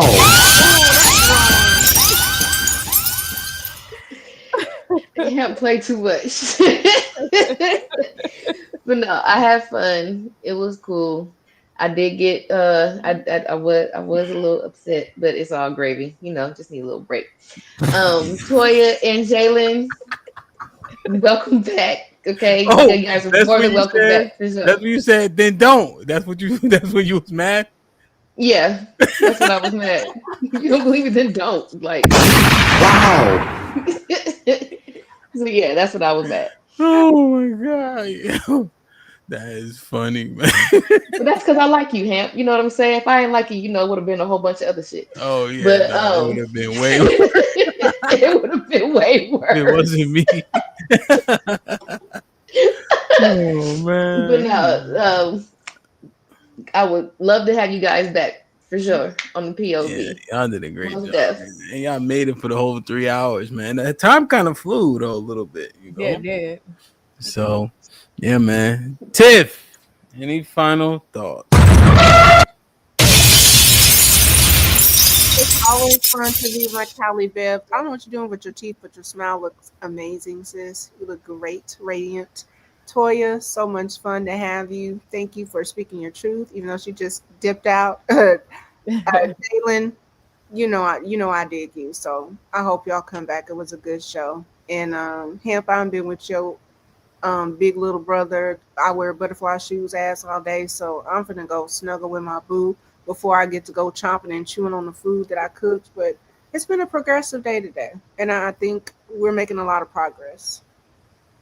And I joined your page already, Toya. I'll see you and your sister look like y'all cut up. So I look forward to I'll be binge watching while I go and paint walls tomorrow. Yes, we got a new episode supposed to drop tomorrow, but my CapCut is something is tripping on my phone right now. But we got an episode supposed to drop tomorrow. Okay. No, every Wednesday at 7 p.m. Y'all look beautiful. Thank you. Tomorrow night, y'all. Ladies, I really enjoyed y'all. Yeah, no, it was great, man. Salute to Toya, Bandita, Callie Bev, Miss Williams, Jalen, Saw, Relly, man. Everybody did an awesome job. Great contribution to the show today. I think we learned a lot. Tomorrow, man, AAEV/Ebonics for Standard English. Are we doing the kids a disservice? What are the outcomes of the effects of trying to uphold the tradition? You know, just the whole 9 yards. So I have several educators coming on tomorrow. So that conversation should be great. Hopefully we can learn a lot. 9 p.m. Eastern, 8 p.m. Central, whatever that is, Pacific. I love y'all. I appreciate y'all. Jump in the Discord. Be safe and do the right thing, man. Like, share, subscribe. Tell a friend, tell a friend. And we out. And we out.